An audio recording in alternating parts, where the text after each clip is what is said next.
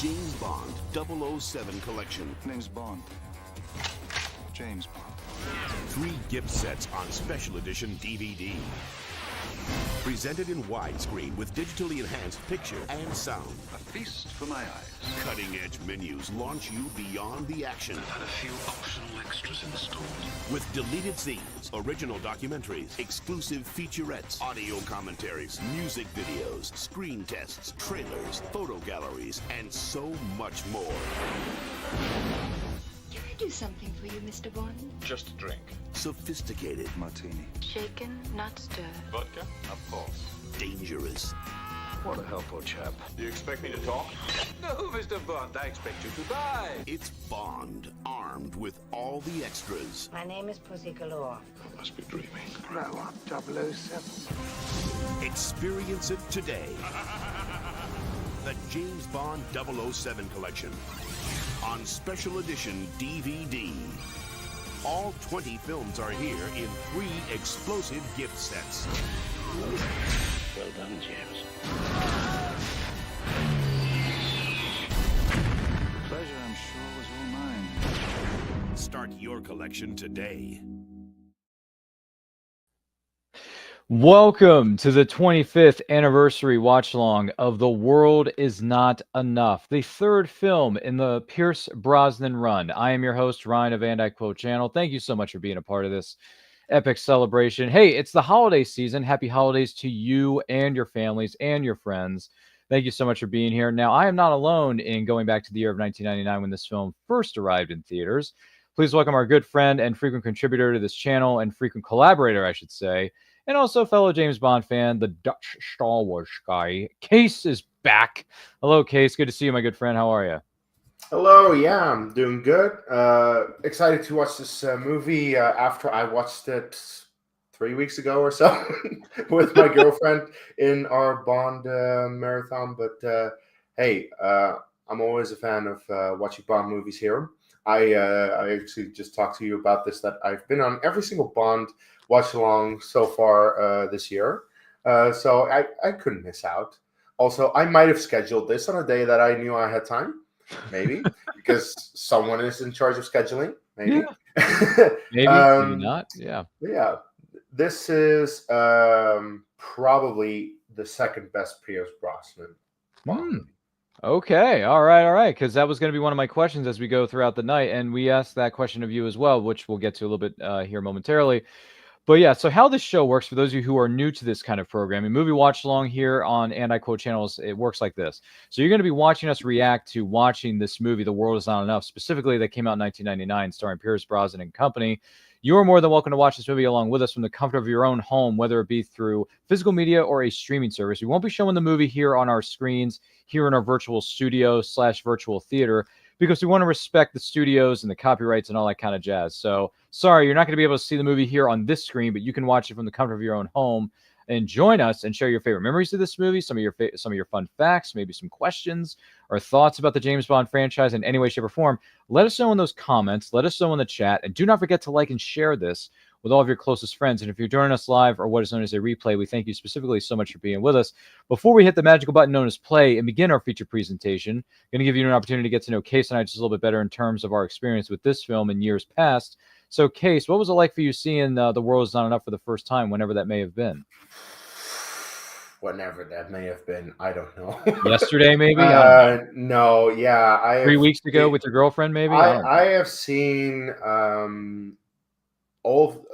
I just remember back in the day that I watched all of the Bond movies by renting them one by one at the video store.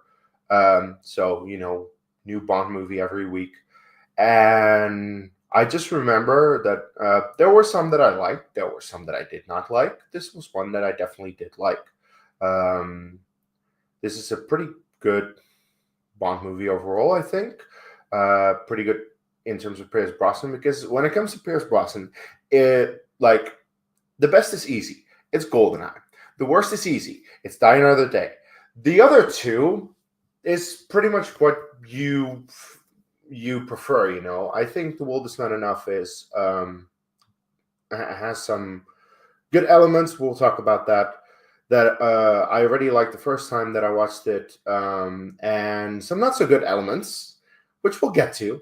We'll get to it. Believe me, I have plenty of complaints. Let's say about the hour mark into the movie. I'm gonna check that again when we get to it, but I'll point it out the moment that this movie takes a turn and when it becomes worse. Unfortunately. I see, kind of a mix of positive and negative feedbacks there, but it's all good. It's all good. Everyone has different tastes, and some things may work for people, some things may not, and that's okay. So for me, and thank you for sharing that with us, Case. So yeah, I grew up watching this movie. My dad, who I love and miss very, very much, he took me to see all the Bond movies from 1995 to 2002. Unfortunately, he wasn't around to see the beginnings of the Daniel Craig run in 2006. I wish that he was. I think he really would have enjoyed Casino Royale as much as I did, maybe even more. I don't know. But Dad, love you, miss you. Hope you're enjoying these Bond movies from above. But yeah, no, he took me to see this when it first came out back in '99. It was during the holiday season. Speaking of holiday season, we're in the midst of it right now here in 2024. And I think this movie came out like closer to Christmas. This one did. The World's Not Enough specifically here, at least here in the U.S. I can't confirm or deny the rest of it. But yeah, I saw it. I loved it. It's Pierce Brosnan. He was the man at that point. Like, I loved GoldenEye from the very beginning. And then I was on the bandwagon like everybody else. I just really enjoyed his iteration of Bond. And then 2002 happened, but we won't talk about it. So it's a trilogy. Pierce Brosnan has a trilogy, and it's great. It's solid. It works. And the fourth One film, way of looking at it. yeah, exactly. It's a trilogy. It's fine. And the fourth film never happened, just like certain Indiana Jones things didn't happen. So it's a trilogy, guys. Look at it from that point of view. It's a trilogy. It's Indiana Jones, Yeah, Back to the Future, Pierce Brosnan, Bond. Yeah, this the is same how thing. things work. It's the same thing. So some formulas work, right? Case and I have discussed this at length at times, but I enjoy this movie. I think it's fun. Plus, I really do like the theme song that's featured in this one, but we'll talk more about that as the opening credit sequences begin.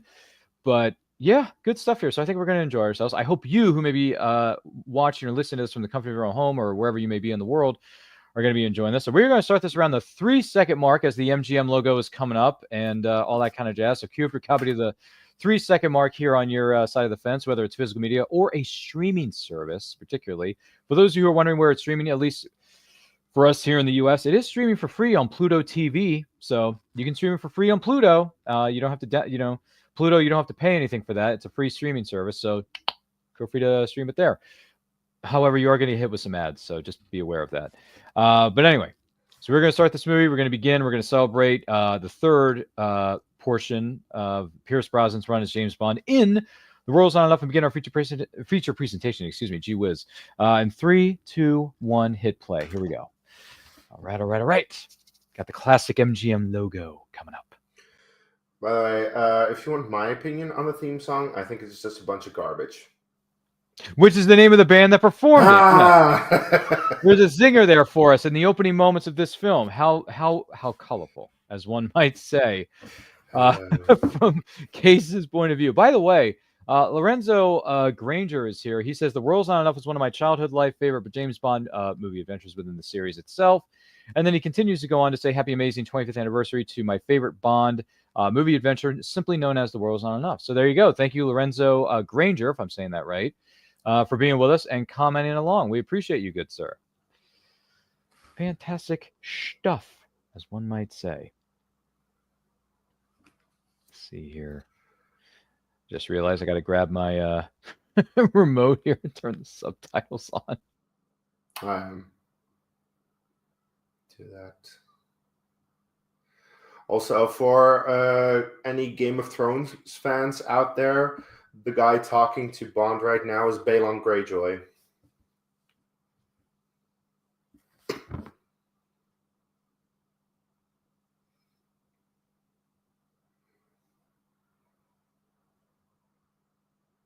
Uh-huh. See what you did there, Bond.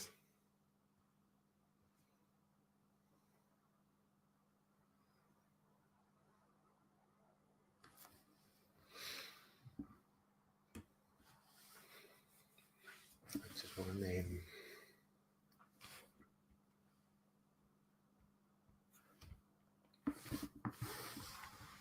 Well, yeah, I noticed that there. Would you like to see my figures? I'm sure they're perfectly. Yeah. I mean, there's some innuendos, double entendres. They're on the nose, but then again, that's the Bond formula. That's just Bond for you.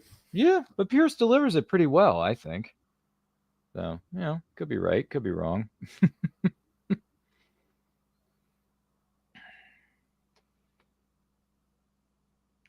Hidden assets. I know, right? Boom. Take a pair of glasses and, flashbang grenade, folks. I believe is what he was using. By the way, Bond is pretty relentless in this movie. Mm-hmm. Like, think?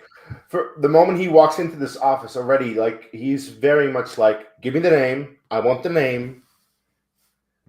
It's true. He's on a mission. He doesn't care what's in his way. He's going to get it one way or the other. Ooh, got a knife thrown at that guy, the back of that guy's neck. Good Lord. Oh, is that the mystery woman? Is that the? Oh my gosh. The one he will blow up in a balloon later. Who'd have thunk that she blows up herself? Let's be fair. Who'd have thunk that she'd be that good at throwing a knife? Good Lord. Oh, he forgot one man. James, why did you do Sniper. Now, who was the sniper? I know the answer. That's not, man. That was. But if you don't know the movie, then it will be revealed later. Mm-hmm. Oh well, there's another thing about it. That's true. That's very true. Man. As we all know about Bond, he always wears such nice suits. Looks good in this one. I mean, I know it's kind of generic banker stuff, but hey, blue on blue, or whatever it is, it works. Navy blue, I guess. I also like how in a lot of the Bond movies, like he does some crazy jump or stunt or whatever, and then he always has to just fix his tie for a moment. Yeah, he does that very cleverly, I think is a word. Like also in GoldenEye, when he's with a tank, he goes through the statue, he just looks, tie, and continue. Yep. And that trend happens in pretty much all the movies, including the Daniel Craig ones, when he jumps off that bulldozer in the train in Skyfall. I actually just watched Skyfall. Oh, did you? Yeah. How was it? Was it good? I have said this before, and I'll say it again. I think it's fine. It's fine. It's not great, but it's fine. It's not even close to being my favorite Bond movie, like so many other people. That's fair. It's fair. Wow, look at all that money. Good Lord. That briefcase had a lot of money in it. Could it be round about $5 million? Probably. I don't know. Samantha Bond as Moneypenny. How ironic is that? Yeah, that her name is Bond. Yeah. Close, but no. I do like the pun. Yeah, I know exactly where to put that. Oh, Moneypenny. Story of relationship. Close, but no cigar. I'm sorry to interrupt you, 007. Would you mind coming in right away,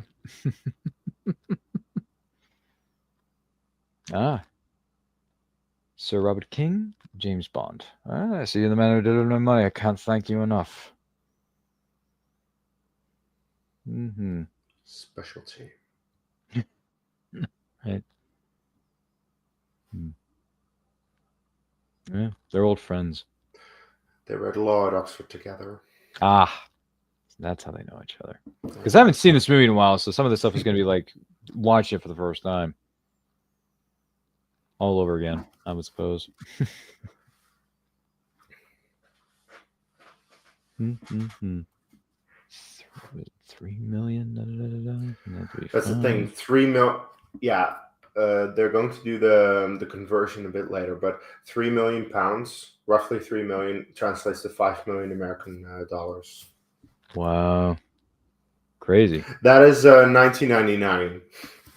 Yeah, it's very true. I think these days it's. I think these days you need more pounds to get to $5 million. More. Yeah. You're right. If we're doing the currency thing and putting the numbers together, yeah, it's probably true. A lot has changed in about 25 years. Wait a minute, King, the money. Stop King. This leads to arguably the best scene in the movie. Oh, the whole thing in the vault? Yeah, chase. It's so good. Oh, the chase scene. It's Yeah, such a good chase And over Q's the like, Thames. yeah, and Q's like, why is he running so fast? What's his problem? Stop. Why Get is he him running out. so fast? I mean, Yeah, King's why about to is be he running blown so up. fast? He's being reunited with his money, isn't he? Boom. Whoa, stop. Oh, jeez. We got massive explosion during an MI6. That's something that also happens during Skyfall. Mm-hmm. Blowing up MI6. Yep, they repeated that in 2012, with Skyfall respectively. Oh, who's the sniper? What is this? Oh, it's the woman. It's the woman again. From The Office. It's the mystery woman. She's got a heck of a boat, though. This boat is so cool. Yeah. Stop. By the way, what is it you quoted all the time? Where does he get those toys or something? Oh, like that's Batman 89. Yeah. Where does he get those wonderful toys? Yeah, exactly. I love that. It's a great. I mean, there's a lot of great quotes in Batman 89, but yeah, that's certainly one. I actually had who was it? It was the author John Jackson Miller signed my copy of his Batman novel, the one that just came out recently. I asked him to sign it. Where does he get those wonderful toys? And he signed it, and he's got his name on it. I'm like, dude, that's awesome. It's great. So thank you, John Jackson Miller, for doing that. I really appreciate it. Really look forward to reading the book. My friend Jeff got it for me when you were tabling at New York Comic Con this year. So thank you so much to both my friend Jeff, who was attending the event, and John Jackson Miller for not only signing the book, but I also got a Batman Resurrection poster signed by him as well. So yeah, thank you so much, Jeff. John Jackson Miller. That, by the way, John Jackson Miller is one of the best moments in the history of anti-quote that we've had. So that was a great time, Case. It was pretty cool to see the author of A New Dawn. Yep. He was cool. Yep, he was cool. He was great to talk to. He was a wonderful person to talk with, and we wish John Jackson Miller the best with everything. He's actually got a sequel coming out for the Batman novel he just published for next year in fall of 2025, which is insane. But I can't wait to read it. I can't wait to read both. So thank you so much, John Jackson Miller. We thank you for being a guest on this show, and you're more than welcome to come back anytime. And you're more than welcome to be on the Dutch Star Wars Guy YouTube channel as well. But what I just have always appreciated about this entire chase is practical. They did this. They went into London with these boats, and they did this. They did. And it's like, this is how we make movies. Not with stupid CGI, by actually getting boats onto a water. So, yeah. That's great, man. I wasn't sure if it was 1,000% practical or not, but now that I know, that's fantastic. Okay, to be fair, there's some green screen going on, but whenever it is, I don't really see it. Well, neither do I. Yeah. Most of the chase is real. That's great. I love it. Practical stunts, practical effects, guys. Keep it up with that, respectively. Oh man, she's got all kinds of weapons on this boat, man. It's insane. It's got an arsenal, as one might say. But yeah, this boat chase was a good way to open up the film, because we haven't seen a weaponized boat like this ever. Not in Bond. No, not in the Bond franchise. Actually, no. To be fair, you don't really know Live and Let Die. There's a pretty extensive boat chase in that. Oh, yeah. I did see Live and Let Die. That was the first Roger Moore film. Yeah. And the only one you've seen. According to some people, it was like, how dare you not watch one or two others? I'm like, I'm sorry. I just couldn't get into him. He does his tie. Oh, there it is. There it is. I totally forgot about that, Case. Thanks for pointing that out, man. Does it underwater. And he still does it. That's crazy. Wait, that's a valid point that Case just made. So well done, Case. Dun, dun, dun, dun, dun. Yeah, I'm adjusting my tie. Give me 1 second. Looks like his path is being blocked, maybe. But he's got radar, so it's like, hey, there's a way for us to go around this, I believe. He's taking a shortcut. However, the shortcut involves not water. Oh yeah, that's right. Oh my gosh, those police officers just got. Yeah. They got. What's the word we're looking for, Case? They got drenched. They did get drenched. They got drenched. Guys. Yeah, this is where Bond just wreaks havoc for a moment because Oh my god. by Goes through the boathouse, goes through the cafe, yeah, or whatever it is, right? I mean, he goes through like 5 or 6 buildings, man. yeah, it's not like a short stretch between water. No, he actually has to drive the boat through the streets Jeez. into a restaurant. Oh my gosh. Yeah, he's going through the fishing pier right now. Your dinner's ruined. Bam! Right into the cafe. Hello. Excuse me, coming through. This is a boat coming through. It was made by Q Branch. Give me a break. And then bam, he's right back in the water where he wanted to be. Yep. Gee whiz. Oh, see now both. There. By the way, remember Galaxy Quest? There's a red thingy heading towards the green There's a thingy. red thingy. Heading toward the green thingy case. I think we're the green thingy, right? Yeah? No? We got stuff coming at us. We got to turn this ship around. Let's move. Oh boy. And we talked about Galaxy Quest earlier this season, so that was fun. We did do that watch along. That was It fun. was very Yeah, enjoyable. that was. Yep. That's also available in our in case anyone's wondering. All the movie watch-alongs or some movie discussions we've had over the years can be found in the Movie Nerds playlist, whether it's a case of myself talking about our love of Bond or some of the other watch-alongs we've done with some great guests along the way. Do not get me wrong. And we've also done discussions on Westerns. I did a discussion with Westerns on Westerns with Lori Calcaterra from Path of the Pale Rider graphic novel series. We also did 2 episodes of Perfect Movies, which, I don't know, I think 2025 we may need to do a threequel there, Case. So That was a controversial a one. very controversial one to say the least, but I think we're going to make up for it with part 3. So I think we're going to put part 3 together in 2025. So stay tuned, fellas. Someone was like, "Let's put Coyote Ugly on this," and I'm like, As a "What perfect movie. the hell?" And I'm like, what are you talking about? Even I know that movie's not perfect, and I like But that movie. It's not perfect. I haven't seen the movie, but I was just like, "What?" I've seen that movie like 3 or 4 times. It's good, but it's not perfect. Far from perfect. You know what they say, right, Case? To each their own.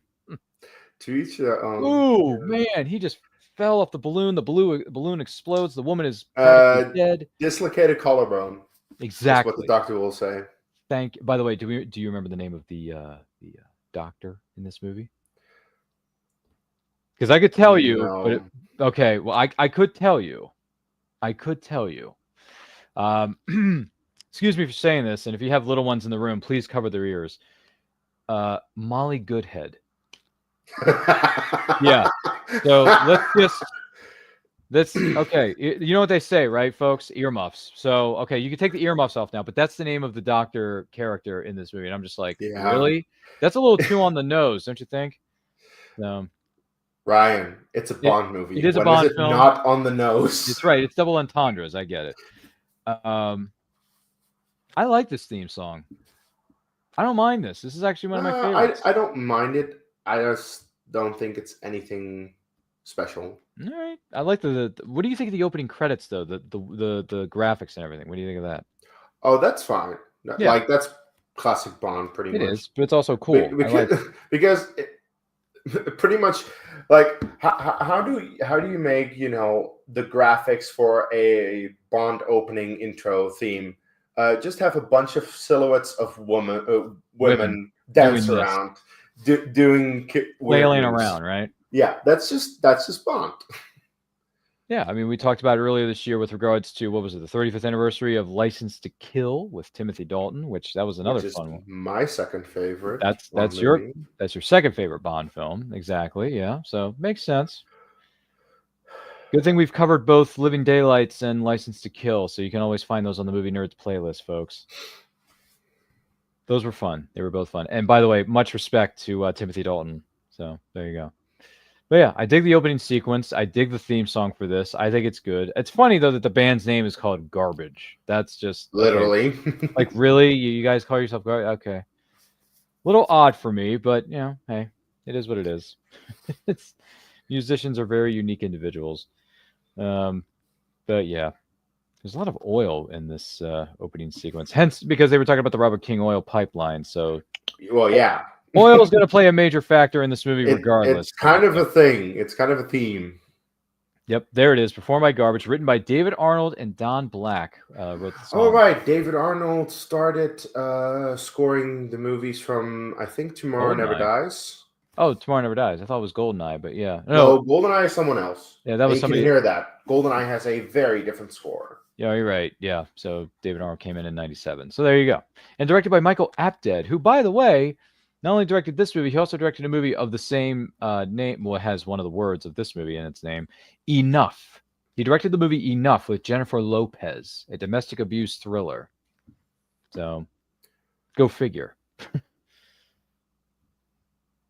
Let me see. Michael Apted. What else did he direct? He also directed a movie that nobody talks about because it's not very good according to most people. Triple X, State of the Union with Ice Cube. He directed that too. So there you go. By the way, who's the woman? It's King's daughter, Electra. Played by Sophie Marceau. Oh yeah, she's been in some stuff over the years. Period pieces mostly, I think. Braveheart. Oh, that's right. She was she Mel Gibson's love interest? Not they do it. But it's more so she is actually betrothed to the prince, but she doesn't want to be with the prince. Oh, and right. She goes for right. Mel Gibson instead. Right. I believe his name is Michael Salmon, who plays Robertson, the African American actor. He's been in dozens of things. He was in the Resident Evil movies with Mila Jovovich. He was also in the hit TV series Arrow with Stephen Amell. He is also in Alien versus Predator. Oh, that's right. Yeah, that's another movie we don't really talk about. But that movie is stupid fun. It's stupid, but it's fun. Is it stupid fun? I think so. I don't know, man. Like, I own both movies. Just one man's opinion, Ryan. No, I own both movies, and I know they're available for streaming on Disney Plus because the Fox properties are owned by Disney. But I don't know. Ryan, when it comes to let's see, when it comes to the AVP movies, yes, the first one is stupid, but it's fun. There is no second. Which a lot of people would agree with. Absolutely no second. There is no AVP Requiem. What are you talking about? There is no Requiem. I'm sorry. What are you talking about? So we see that James Bond has been seriously injured. He's got a dislocated collarbone, and he's trying to convince the doctor, hey, I need a clean bill of health so I can go on this mission because I need to save the world. Otherwise, people are going to die. I don't want to say it on stream, but I do want to say it on stream. I know, right? Whatever the doctor orders, right? It's just yeah. I think she ordered some. I don't want to say that. Appetizers. I really don't. We don't. We want to keep this as family friendly as possible. I don't know what we're doing, but anyway, for those of you wondering what the frack is going on, see what I did there? I saved us by not cursing on streaming service. But anyway, this is the 25th anniversary watch along, I should say, of the World's on Enough. I'm gonna type it. Don't bring it up. Yeah, no. We're not gonna bring it up. But anyway, 25th anniversary watch along of the World's Not Enough, starring Pierce Brosnan, I might add. Yes. Don't forget to like and share this with everyone you know. If you want to watch the movie along with us from the comfort of your own home on physical media or streaming service, please feel free to do so and let us know your thoughts about this movie or any other movie in the James Bond series or some of the books too, written by Ian Fleming, in the comments below, in the live chat. We really appreciate you being here and commenting along with us thus far. John Cleese as New Q. If you're Q, does that make him I mean, John Cleese has been in a million things in his career, but anyway, Case, where are we within the film? What's the timestamp? Oh, I'm at 21 minutes 5 seconds. There you go, 21 minutes 5 seconds. Cue up your copy now. Watch along with us. Very happy to have you here. As I said, yes. John Cleese's R has just appeared. Yeah, 007 because this is officially the last movie that Desmond Llewellyn did as Q before he died. New model. Improved specs. I thought you were on the inactive roster. Some kind of injury? Yes, I'll see about that. So, as I was saying, full countermeasures, and 6 beverage cup holders. Rather stocked, fully loaded, I think is the term. I know, right? You're not here to think. You're here Do to it. do I what I you. tell you. Go put on the coat. Demonstrate it for 007. But But of course. I know, right? Oh, good lord. he left us. Take the lower the part of left. the zipper. I know. It's crazy. Pockets, poppers. Pull that tag. Oh, is that what he said? Because I was like, You said. pull that. You said, Q. And he just falls around like a, he seems well suited for the job. Retiring. Yes, he is. Oh, yeah? 007. No, pay attention, 007. I've always tried to teach you two things. First, You bleed. never let them see you And bleed. second, And the second, always have an escape plan. And that's the last we'll see of him. Yep. R.I.P. Desmond Llewellyn. Yep. Very sad. Yeah, he is, I think, still the longest serving actor in Bond movies, or at least the one who's appeared in most. Yeah. Because I think the first time he appears is in From Russia with Love. Love. Yep, 63. And this is the last one. Yep. So that's 18 movies, or 19. It was 18. 18, yeah. Because Boros on Enough was Bond 19, so. Yep. Run. Great run for you, man. Great run. Rest in peace, Desmond Llewellyn. Yeah, also, the thing that you showed at the beginning, the trailer for the DVD set or something, only included 20 movies. I'm like, I count 25. Well, yeah, the trailer we played for you is a bit old, but it still demonstrates our love for the franchise and a good celebration of James Bond overall, even though it may not include the Daniel Craig run. This is where Bond exchanges the currency. Oh, yeah, because there's 5... As I said, £3 million translates to $5 million. Yeah. 5 million US but, dollars. I think the Blu-ray set that I have has 24 on it up until Spectre, and then I just bought No Time to Die. Yeah, that's fair. Good set, though, too. Yeah, I'm very happy with it, because the thing is, these movies are not on a single streaming service for me. Wow. It's very annoying. Yeah. That can be for a lot of fans out there. That's why I have them on Blu-ray. The Blu-ray set, and I have them on. Well, I have my favorites of them anyway on DVD and Blu-ray, which in this case includes I have Goldfinger on Blu-ray, which is one of the Sean Connery films, if I'm remembering right. Yeah, interesting. I got both Dalton films on Blu-ray and DVD, and I got all the Brosnan films, even though I don't want to say that, on Blu-ray and DVD, which does include. It does include the Halle Berry one. Does include Die Another Day because it's part of the set. It was the Blu-ray set for the Pierce Brosnan collection, as they call it. Like, I had no choice. My arms were tied. I know, yeah. And then I got the Daniel Craig. What is it? The Daniel Craig movies. I bought those. Geez, I bought those individually on Blu-ray and DVD. So, yeah, but it's worth it. I have them all here in my collection, and if I ever need to watch them again, I know where to find them. So, got them all. And yes, Timothy Dalton, I have both, thank goodness. So I'm good. Because both of them are great. Both of them are great, and I can watch them whenever I want. So, yay. If I wanted to watch License to Kill tomorrow, I could. So what are you? Problem solver? We already watched it this year. I know, but it's a lot of fun. That's fair. So what is it? Problem solver? I'm more of a problem eliminator. God, he's so good. Dude, he's so good at delivering that line. Good line. Dude, he's so good at delivering all his lines, but that one particularly, I mean, come on, man. So good. Why this? In my business, you prepare for the unexpected. Timothy Dalton's the man. Timothy, you were such a great Bond. Criminally underrated. It just sucks that a lot happened towards the end of his run. Yep, very unfortunate. But hey, we got the 2 films out of it, and we're gonna remember those for all time. So, and we can watch them whenever we want. So, yay.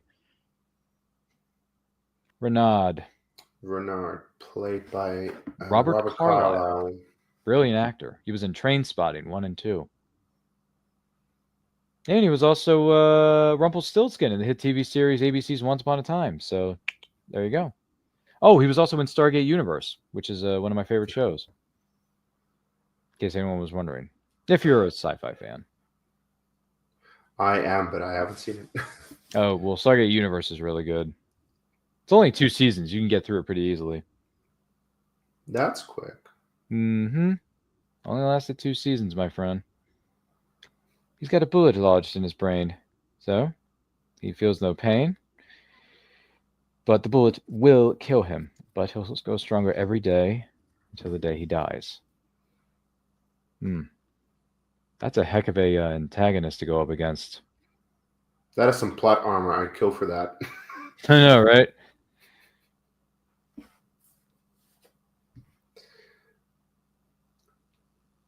Now, the thing, like, essentially with this movie, I really love the first half of it. Because I think Electra King is a really good character. I think Sophie Marceau plays her very well, especially when it then comes out that things come out. I'm not going to spoil it just yet, even though I will assume most people have seen this movie. Right. Who are watching it. The second half is just, the moment where it goes downhill is the moment that Denise Richards gets introduced, because I'm sorry, she's a shit actress.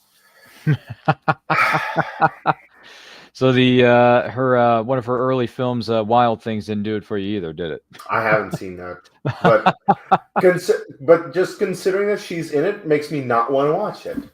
Have you ever seen Starship Troopers?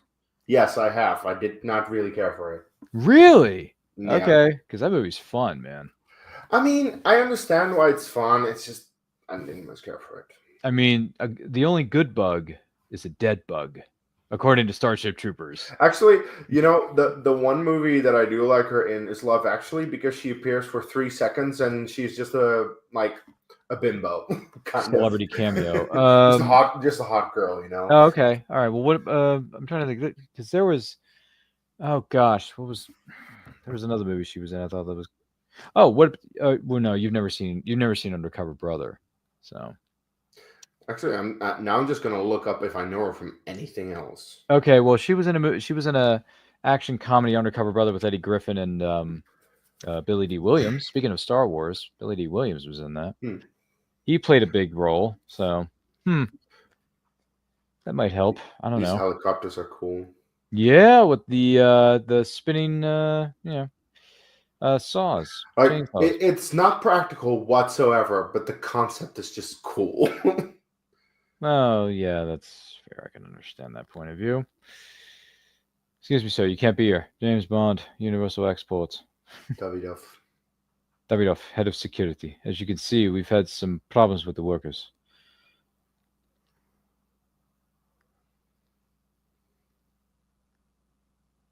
Oh, I think she's... must be her in that helicopter, that chopper. Get to the chopper! Oh, yeah, that's Electra. Yep, get to the chopper! Yeah, we have to, we have to wait another 3 more years before we can do a 40th anniversary celebration of Predator with Schwarzenegger. Which we will once we get there. Oh, once we get there, I'm sure, Case is probably going to want to I do want to be on that. You want to be on Predator? Okay. I like Predator. It's just the 2 that you're doing next year I don't care for. Yeah, you don't care, but Austin and I do, so we're going to be sitting here. You can have that. We can talk about Predator 2 and Predators all we want, so, It's happening next year, folks. Stay tuned. By the way, in the same year that you're doing Predator, we can also do Prey. I will be a part of that because I do like Prey. There you go. Which, by the way, I still need to sit my keister down and watch that gosh darn thing. Yeah, you should. It's good. I really do. It's been sitting on my watch list forever, and I still haven't seen it. It bothers me. So I need to see Prey. Need to see that.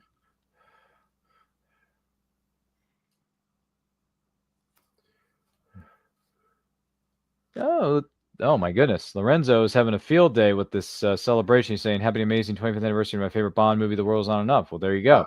Thanks for being with us once again, Lorenzo. Hope everything is well in your neck of the woods, good sir. I saw you at my father's funeral. Yes, I'm sorry. Em told me she was sending someone. Mr. Bond.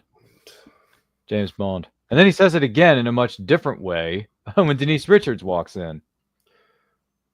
By the way, what are you talking about with the doctor?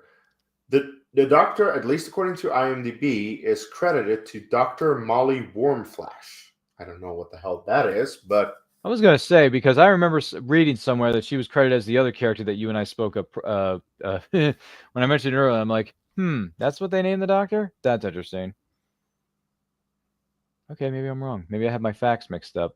Someone feel free to correct us in the chat, whatever that character of the Doctor is. maybe you just said what the Doctor ordered. Maybe. I don't know. I have no idea there, buddy. It's your guess is as good as mine. Just throwing that out there. Gee whiz. Have you ever lost a loved one, Mr. Bond?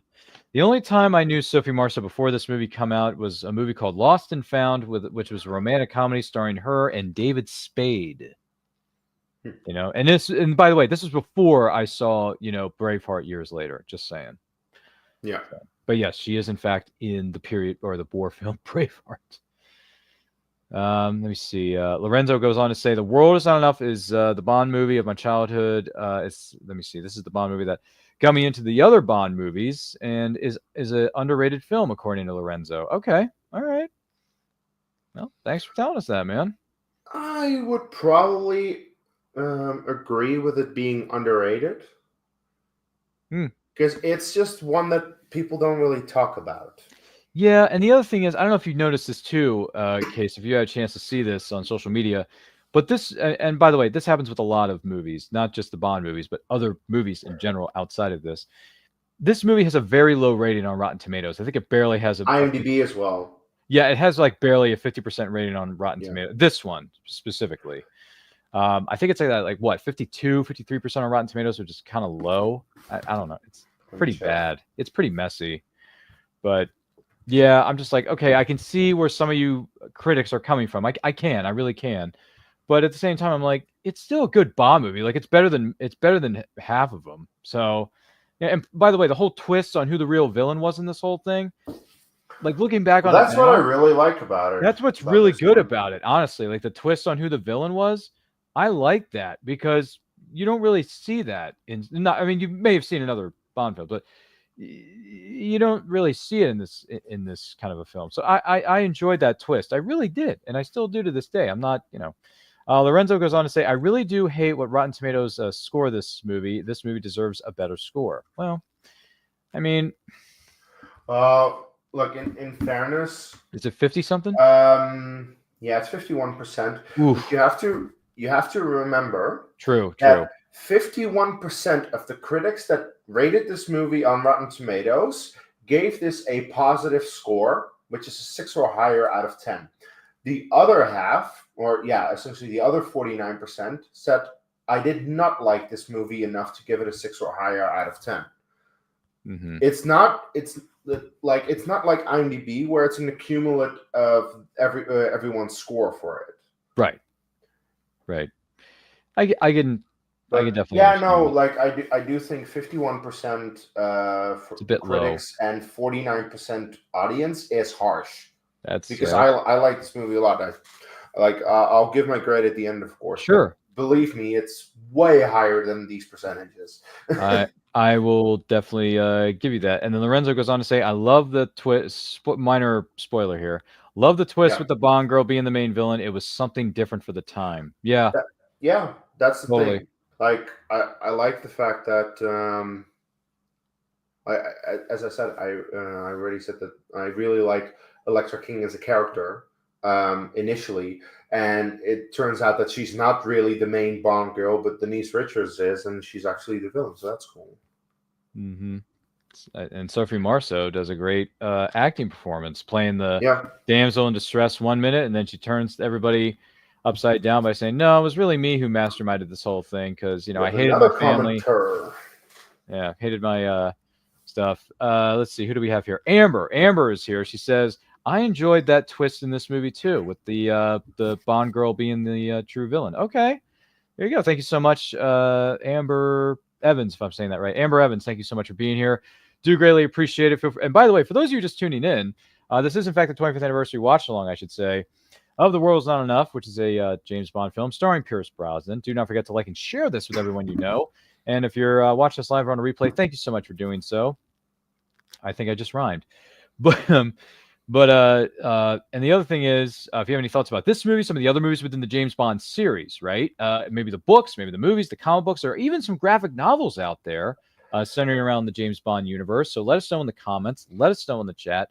Once again, thank you to our good friend Case for being our co-host on this episode.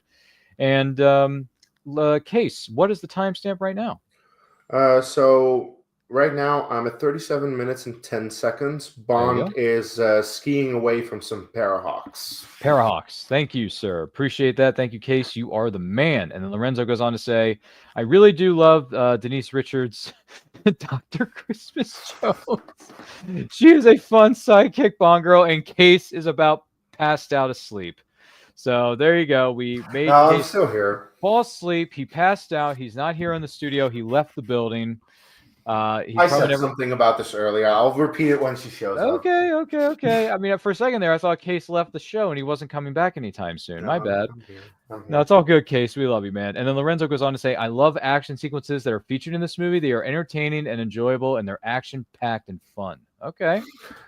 This is one. This is yet another really good action sequence because, again, a lot of this is done practically. Practical effects, practical sets, practical. Hey, I like this one. See you back at the lodge. Isn't that right, Case? See you back at the lodge. Wait a minute. I never went skiing. Now everyone's skiing, Case. By the way, speaking of winter time and winter sweat, do you enjoy skiing? As I said, I've never gone skiing. Oh, you've never gone skiing? Okay. No. And I don't think I ever will. Oh, really? Does that include snowboarding? It's too cold, you know. It's cold. It's cold, and you don't like cold, do you? No. The one part that I do like about it is afterwards you can have beer in the ski hut or something. But I can also just do that in the comfort of my own home, and I don't have to go to a cold place with snow. And the thing is, if I have to learn skiing, then I probably have to fall a lot of times to learn it. And I don't really like that. I don't like hurting myself. Don't like hurting yourself. Okay, that's completely fair. It's better to be safe rather than sorry. So, right. Well, I guess, yeah. And in a lot of people's cases, including Case over here, it's just better for him to be in the comfort of his own home, have a few drinks, watch a few movies, or watch a James Bond marathon like he's been doing recently. Or, pretty soon he's going to be sitting down watching the extended cuts of Lord of the Rings. So there you go. That helps. To be fair, I already finished with Fellowship and Two Towers. It's just that Return of the King is on the big screen next week. So, yeah, that's going to be on the big screen. And you're going to be in your local theater seeing it with everyone else. So, yep. Are you going to see that on your lonesome, or are you and the missus going? No, my girlfriend is going with me because we both love Lord of the Rings. Both are going back to the Shire. We're going back to the Shire, Frodo. Sorry, I had to say it. I'm so sorry. Let's see here. I think Lorenzo chimed in once again. Let's see what we have here. Lorenzo says, I really do appreciate roles not enough being, let's see, since it's not just a good James Bond movie when I was a kid. I appreciate it getting into many of the other films within the James Bond universe, and I am proud to be a James Bond fan. Wow. A lot of love being shown by Lorenzo for this movie and just the James Bond. If it's his favorite Bond movie, I understand why. Yeah, the cinematic universe. So, yeah. She's going to be okay. A few bumps and bruises. The canonical universe, because there's like 5. I haven't seen the others. Yeah, there's like 5 or 6 that don't even count. So, if I remember the correctly. 66 Casino Royale. And then there's the Never Say Never Again. Yeah, which is never seen it. Which is the Sean Connery one. Yeah, Sean Connery came back for that for some damn reason. Yeah, I don't get it either. So. I don't know. It's crazy though, isn't it?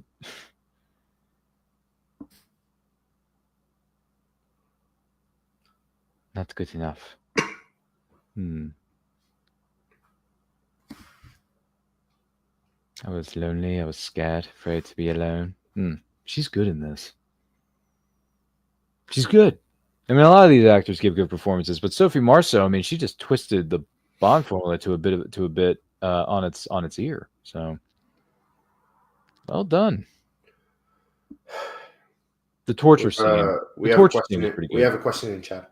Oh, do we? Oh, let us see what we have here in the chat. Thank you, Case. Lorenzo says, have a question to ask you, fellas. Have you guys seen any Bond films within the theater, and what is your favorite memory of it? Oh my gosh, man, dude, we could be sitting here all. Well, for me anyway, we could be sitting here all day, son.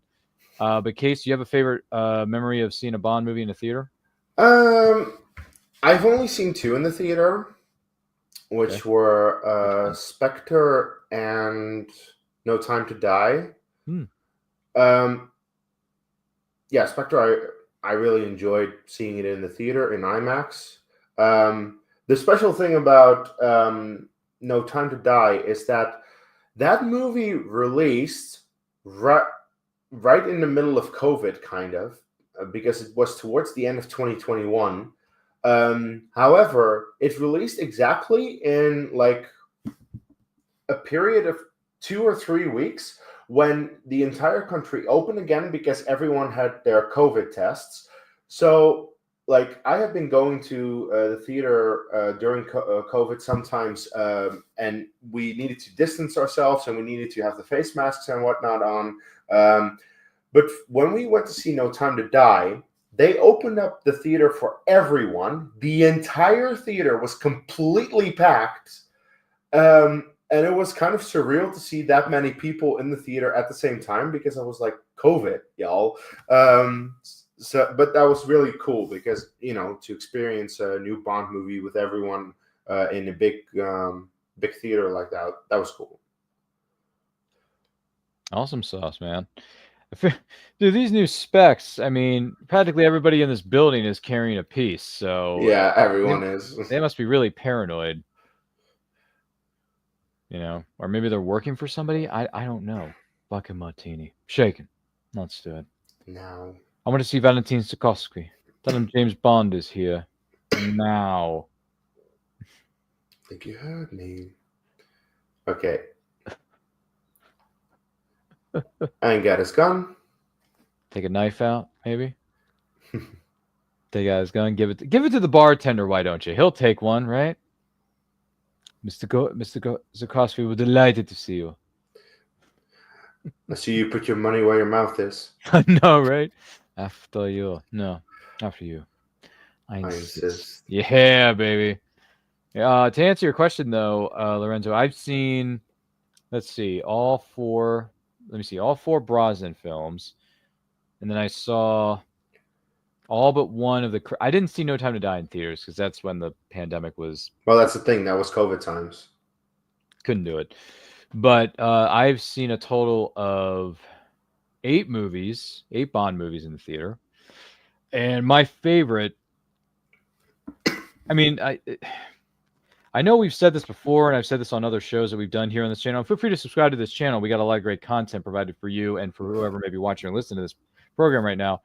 But I got to go with GoldenEye and Casino Royale. I just had a jam. I had a huge, great smile on my face when I was watching those two. I mean, I enjoyed all the, 3 of the 4 Brosnan movies, now that I think about it. 2002, I wasn't thinking straight. But then again, not a lot of people were either. And then the Craig run happened, and I was like, man, I wish my dad was here to see this, but I'll tell you what, man, Casino Royale is a great experience to see in a theater. I'm not going to lie. But yeah, I would say it's a tie between GoldenEye and Casino Royale. But if I had to pick one, probably GoldenEye, because that's just the film that made me, right? That's the film that made me the James Bond film fan that I am today. And thank you to my father for taking me to see it. So yeah, GoldenEye is my number 1, man. I'm going with that. So that's all I got to say about that. Very fair. Exactly. And Lorenzo actually goes on to say GoldenEye was my first ever Bond. There you go. See, another thing we have. There's a thing we have in common there, Lorenzo. There you go. Excuse me. That helps. Robbie Coltrane. He's been in a number of things over the years. He's been in the Harry Potter rest franchise. in peace, by the way. Yeah, we miss him. We definitely miss him as Hagrid in the Harry Potter movies. I know he's done a lot of other things too. I'm just trying to think of. Shoot, I can't think of some of the other films he participated in, but I know he's done a bunch. Why are they not coming? Well, I mostly know him from Harry Potter, and then this. Well, his appearance in GoldenEye is so memorable. Molto PPK, 6.5 millimeter. Only 3 men you use such a gun. I believe killed 2 of them. Lucky me. Lucky me. I think not. And then when he shoots him shoots that hole in the couch, he says that is Elena, my mistress, very talented girl. By the way, it is Irina, my mistress, and I know that because my girlfriend's name is Irina. Oh, sorry. Better get it right, Brian.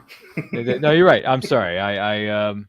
My apologies to women who are named that, as well as to Casey's Minnie Driver. Love was like, yeah, Minnie Driver was in that. Yeah, that was her character. Yeah. Very, very true. That's another fun fact about the Bond franchise. Boy, you are not going to like the next comment, Ryan. Let me see. Lorenzo goes on to say, I love Die Another Day. It's once again an underrated, fun Bond film for me. I know a lot of people are going to make fun of me, but I enjoy it as a Bond movie. Hey, fair enough, man. Fair enough. To each their own. But yeah, hashtag not canon for me. Sorry to say. But for Case and I, we're like, yeah, it's not canon. It didn't happen. I will not say that. Well, yeah, I never said that. Okay, fine. It's all on me. It's not canon. I don't believe in it. It never happened. Just like certain other films didn't happen. So yeah, there you go. Yeah, but it is 22 years old this year. Is Die Another Day, for those of you wondering the chronological. Clubs. It appears to have been beaten by the Ace of Clubs, and she had what? The Queen of Hearts. Queen of Hearts. Let me see. Lorenzo says, I remember back in the day, it was on TV as a holiday special watch. Fun times. Oh, you mean the 007 Days of Christmas? That was presented on Spike TV or TNN, the national network on television back in the day. Yes, I remember those days too. No, I'm pretty sure he's talking about Die Another Day. But the thing is, Die Another Day is easily the worst Brosnan movie. But if I'm drunk enough, I'll enjoy it. Oh, geez. Yeah, if I'm drunk enough, I've had one too many in me, I can get through it. Yeah, so that's fine. Yeah. It's just the CGI is crap. The villain is crap.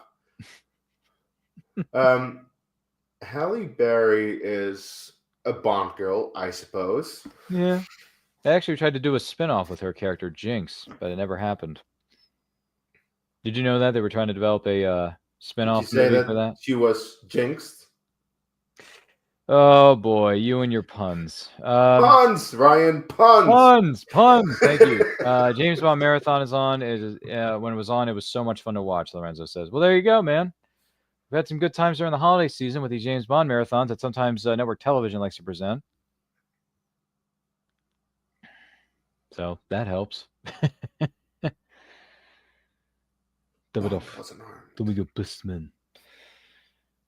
Bond was unarmed.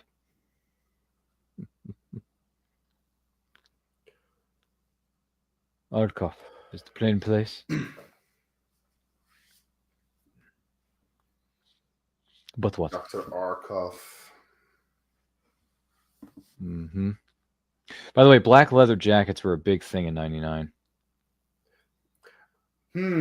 I wonder why. What movie you're referring to? Yeah, because you and a few other people were sitting here in the studio talking about that. Watchalong, yeah, that was another good one. Yeah, they're all great. We all enjoy our watch-alongs.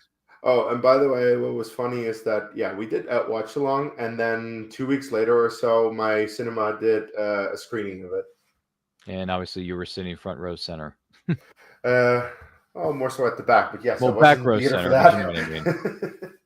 Just an expression, but yes, I know what you mean. Lorenzo goes on to say Robert Carlyle, Renard's character, is a sympathetic and interesting character featured in this film. He is interesting. He's not sympathetic. He's an asshole. Yeah, I don't think he's sympathetic, but he is interesting. I'll give you that for sure. He's a fascinating character, absolutely. With the bullet lodged into his brain, that's one thing.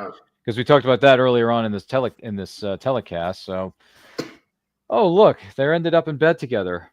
How original. Are you surprised? I mean, nobody. No, of course not. Of course not. And Sophie Marceau is one of the most beautiful women in the world. So, yeah, it works. Yeah, good-looking woman. And Lorenzo goes on to say Electric King is an amazing main villain. Jeez. Yeah, we're not going to argue that point, Lorenzo. Spoiler if you haven't watched it. Yeah, and she keeps trying to go for the ice. Enough ice. Enough ice. Yeah, we don't need no more ice. We don't need any more ice, fellas. Oh, look, the bucket of ice is on the floor. So was the Bollender. Ryan, what else is new? Exactly. These things happen in Bond movies. It happens all the time, fellas.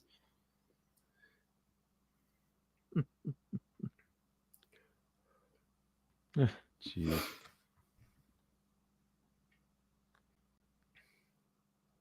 Lie.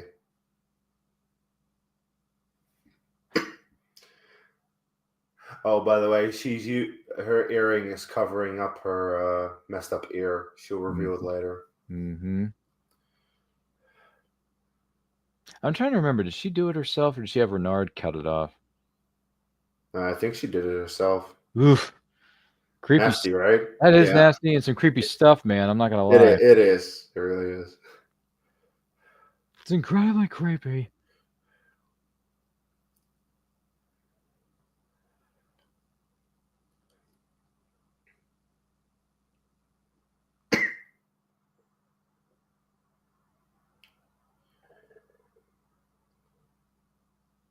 Got security on the lawn. And James Bond has snuck out. Again, what else is new? Oh, look at this credit card. It's not an ordinary credit card, is it? It's a lockpick.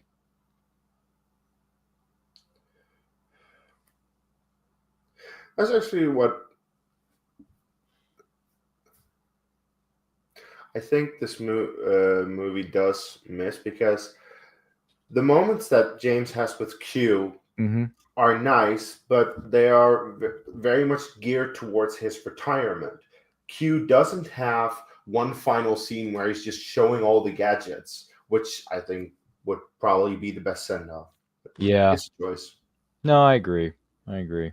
But at least you get to at least you got to say the magic line. Now pay attention, 007. Yeah, At least he dropped that before he left. that's true. I've always tried to teach you two things.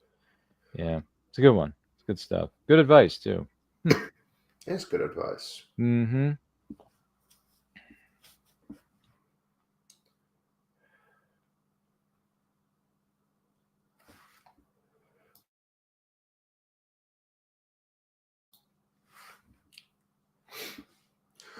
But for you, Tomorrow Never Dies with this one. I'm gonna go with Tomorrow Never Dies. I like that movie For more. that one? Well, between the two films, are you talking about the overall films in general? Overall film, yeah. Yeah. Between as far as the Pierce Brosnan run goes, GoldenEye is obviously both you and I's number one. I actually put these in order. Tomorrow Never Dies, I think, is the second best, and then World's Not Enough is my third, because Okay.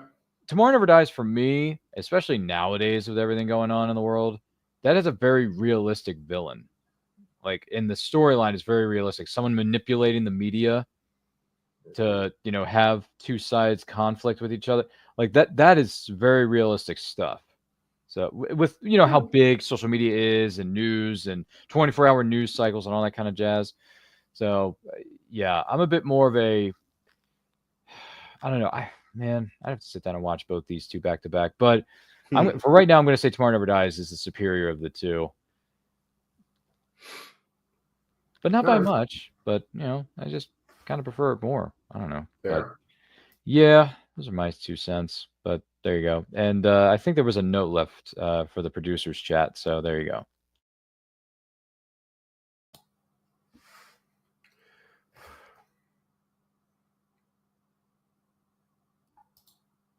And now it's just me here by myself talking to myself. That's chaos theory. Anyway, I have taken over the show because Ryan is just getting some water.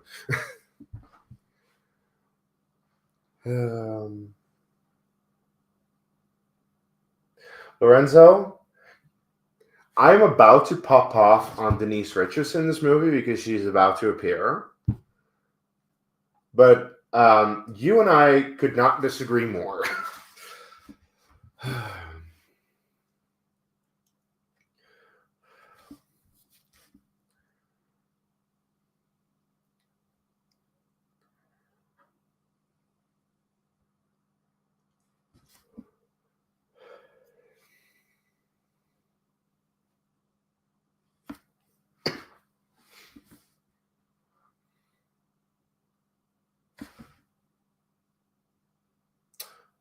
Kazakhstan.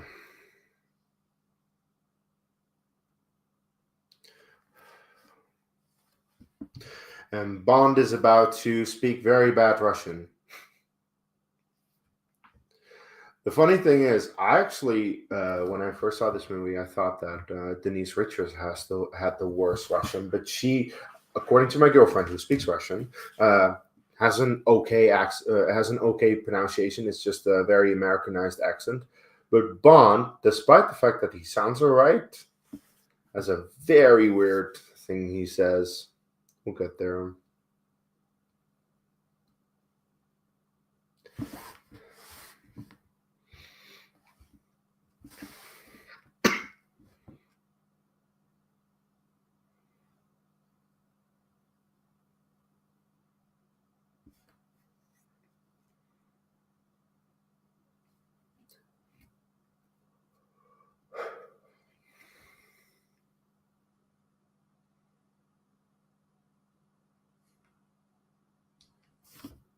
There we go.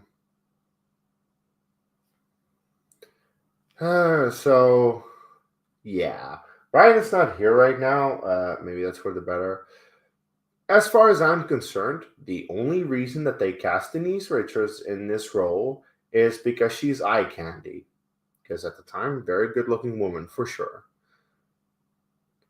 She has no acting ability whatsoever. I think this is a very bad performance, unfortunately, which sucks because from this point on, the movie gets worse for me because up until this point, I've really, really enjoyed Sophie Marceau as Electra King. She is a great character, but of course she becomes the villain, and therefore she can't be the main Bond girl anymore, so we need another Bond girl played by just not a good actress. So that yeah, I can't pull up comments, right? I'm just a guest here. Yeah, I'm not in charge of anything. So you say she deserves credit? No, she doesn't deserve credit. I'm sorry. I'm sorry to disagree with you. So, there you are again. Yeah. Guess who just showed up, Ryan? Guess who? Dr. Christmas Jones, I believe. Yeah. Also, who in the fuck came up with that name? Because it's a horrible name, I guess? It's such a bad name. Yeah. Oh. That is horrible Russian, I've been told. The funny thing is, you did mention that. Brosnan's part is horrible Russian. Denise Richards is fine, actually. Oh, okay. Well, a little bit of credibility there. Yeah, I suppose. When I first saw this with my girlfriend, she pointed that out. No. There you go. See? New things are being learned here all the time. And let me see. Lorenzo went on to say, Denise Richards, she got so much hate during the course of this film. She got bad criticism. I think it's okay. Well, I think it's unfair. Denise Richards, she did nothing wrong. She was just very sad. Deserves credit. Okay. And then he says, I love Tomorrow Never Dies. It's a fun Bond movie. Yeah. Like I said, man, Pierce had a 3 out of 4 good runs. So, hey, 75% of his movies are good. So I'll give him that. Yeah. And by the way, Pierce, it is not your fault that Die Another Day turned out to be horrible garbage. It's not your fault. The thing is, I actually think that with one more rewrite of the screenplay and a slightly better director, Die Another Day could have really worked. Oh, okay. Yeah, maybe so. The funny thing is, Die Another Day is pretty much a reimagining of I think it was Diamonds Are Forever. Mm-hmm. It's the same principle of having a satellite in space that uses the sun's energy to do something. Oh, wow. I haven't seen Diamonds Are Forever in ages. I didn't know that was You haven't seen it in forever? Yeah, pretty much. Yeah. I know. I keep walking into these This is why I'm here. The puns. But I keep walking into these things unintentionally, so it just seems to happen. You know what I mean? Sorry if I'm annoying you. No, it's cool. We appreciate the good or the bad puns, and we also appreciate Case for being here with us on this presentation of the 25th anniversary of The World's Not Enough, starring Pierce Brosnan and company. If you're tuning in for the first time, welcome. Thank you for being here. Do not forget to like and share this. with everybody you know, if you're watching this live on the replay, thank you so much for doing so. You can watch the movie along with us. And comment below in the chat favorite things, least favorite things about the James Bond movies, the books, the comic books, the video games, all that kind of jazz. We love hearing from you. We appreciate it so much. Case, where are we at within the film timestamp wise? Let's see. Give it a few seconds. An hour and 2 minutes right now. There you go. Hour 2 minutes. So feel free to keep your copy of physical media streaming service watching along with us, shall we?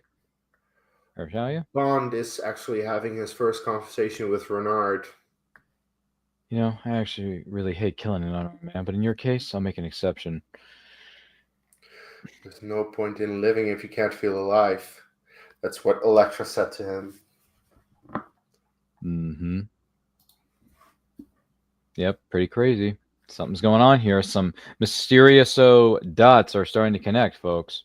Hey, Dr. Arkov is 66 years old. You're not him. I mean, Bond looks... I mean, he just looks very good for his age, I suppose. I mean, if you want to put it that way, yeah. Like, look, if you literally have a picture of the actual Arkov, that's one thing. But just saying the age and just assuming, oh, no, this guy is younger, I'm like, do you see Pierce Brosnan? He's almost 50 at this point. It's not that far off. Yeah, that's a fair point. So, there's the picture. Wow. Okay, they do have a picture. So there is never mind me saying anything just now. There's a picture of the guy. So what was it? He was wrong. He was dead wrong. Shouldn't have let the man down here. Renard made a pun.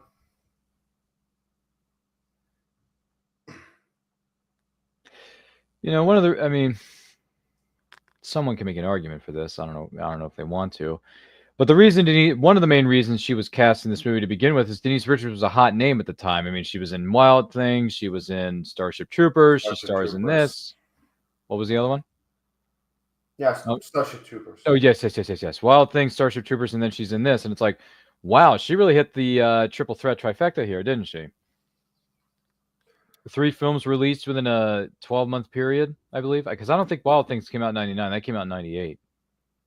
So, yeah. And I think, if I'm remembering this correctly... Starship Troopers is 97, and Wild Things 98, and this 99. Oh, geez. I'm way off with my release dates. I am so sorry, folks. But yeah, one film after another for 97 to 99, respectively. Unfortunately, she still didn't learn to act. I mean, it's subjective, I know, but come on. Yeah, one can make an argument for, yeah, maybe. I don't know. I gotta look at her resume. I really gotta sit down and look at Denise Richards' IMDb, because I think 99% of the films she's done are not really good. So I don't know. I gotta take a look at her resume again. I did like her performance in Undercover Brother, which is an action comedy, so that worked. Excuse me, but who knows? Let's see here. Tomorrow Never Dies. Lorenzo goes on to say Pierce Brosnan did the Thomas Crown Affair at one point. It was the same time as The World's Not Enough came out back in 99. Yeah, we would have done a movie watch along for that, but we had to cut a lot of movies out due to scheduling and time constraints. We had to cut 11 movies. Wasn't easy, fellas. Wasn't easy. And then yeah, Thomas Crown Affair was one of them. But it was also funny how oh, sorry. No, it's okay. I was just going to say, Lorenzo says Denise Richards was the it girl of the time, and she was so adorable. I love her. Fair enough. Yeah, it's just it was funny how at the beginning of the year you gave me a list, and then throughout the year you were like, "Oh, this is a movie we should do. Oh, this is a movie we should do." And at one point, I was like, "I'm looking at the schedule, and we just don't have the time." Okay, cut this. Oops. We were a bit too ambitious, Ryan. Yeah, cut a dozen of these movies. We'll be fine. Which, I don't know. For 2025, I think we've only had to cut like 1 or 2 so far. So far. Maybe but that's 3. also because we have a bit of a better read on the schedule. Bit of it, ahead of time. I'm not going to lie. You're right. Bit of a better read on it. And by the way, if something does change, we will inform our viewers and listeners, and I'm going to inform case if something should come up about it, because that is important. Communication is vital. So Yep. if my schedule changes for my work, or something comes up with another show that I'm doing, we're gonna make the adjustments, and we'll do our best to make it work, and we're gonna have fun with it, because these movie watch-alongs have been, oh my gosh, they've been so entertaining. We've been getting a lot of feedback from a number of these shows, and we've enjoyed every single one of them. The Matrix one, that was that went deep, man. That Matrix one was a deep conversation. I mean, what was it? It was me, it was you, it was Austin, and then who? What was it? Jen. Jen was on with that, and I was just like, geez, we had a long conversation. We had 4 people on for it. Yeah, I wonder if we're going to be able to get 4 people on any of the episodes for next season. That's what I want to know, specifically concerning some of the bigger movies we're discussing. Case. Oh my word. We're probably going to get 4 people for Back to the Future. I wouldn't be surprised if we got that. And some of the not the Batman movies. That's a big deal. So who knows? And the Star Wars movies are obviously the big 2 of the certain bigger ones. That's your favorite and my favorite. So you're a British spy. You have a name? James. The name's Bond. James Bond. Boom. That's a way to make an entrance and to state your name for the record, isn't it? During the course of a gas explosion. Should we say? Boom. And then it just goes, what is this?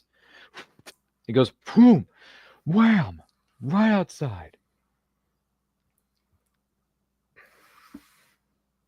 All the trucks are going crazy. But the plane took off. Oh, dear.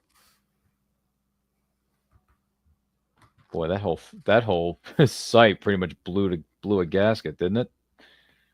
Quite so. We'll be able to find it with its locator card. Do you mean one of these? James has got it. Turkestan, Uzbekistan, I believe is how you pronounce that. Uzbekistan. Yeah. One of the 2. Armenia, Iran. The Middle East. AK the Middle East, folks. Oh, yep. Wow. The Mask is doing good numbers. Oh, yeah? Oh, that's right. The Mask Watchalong is almost at 7,000 views. That's a heck of a number, isn't it? And I know the Matrix did quite well. Oh, that's what I'm just going through. The Forrest Gump is at 2.6K.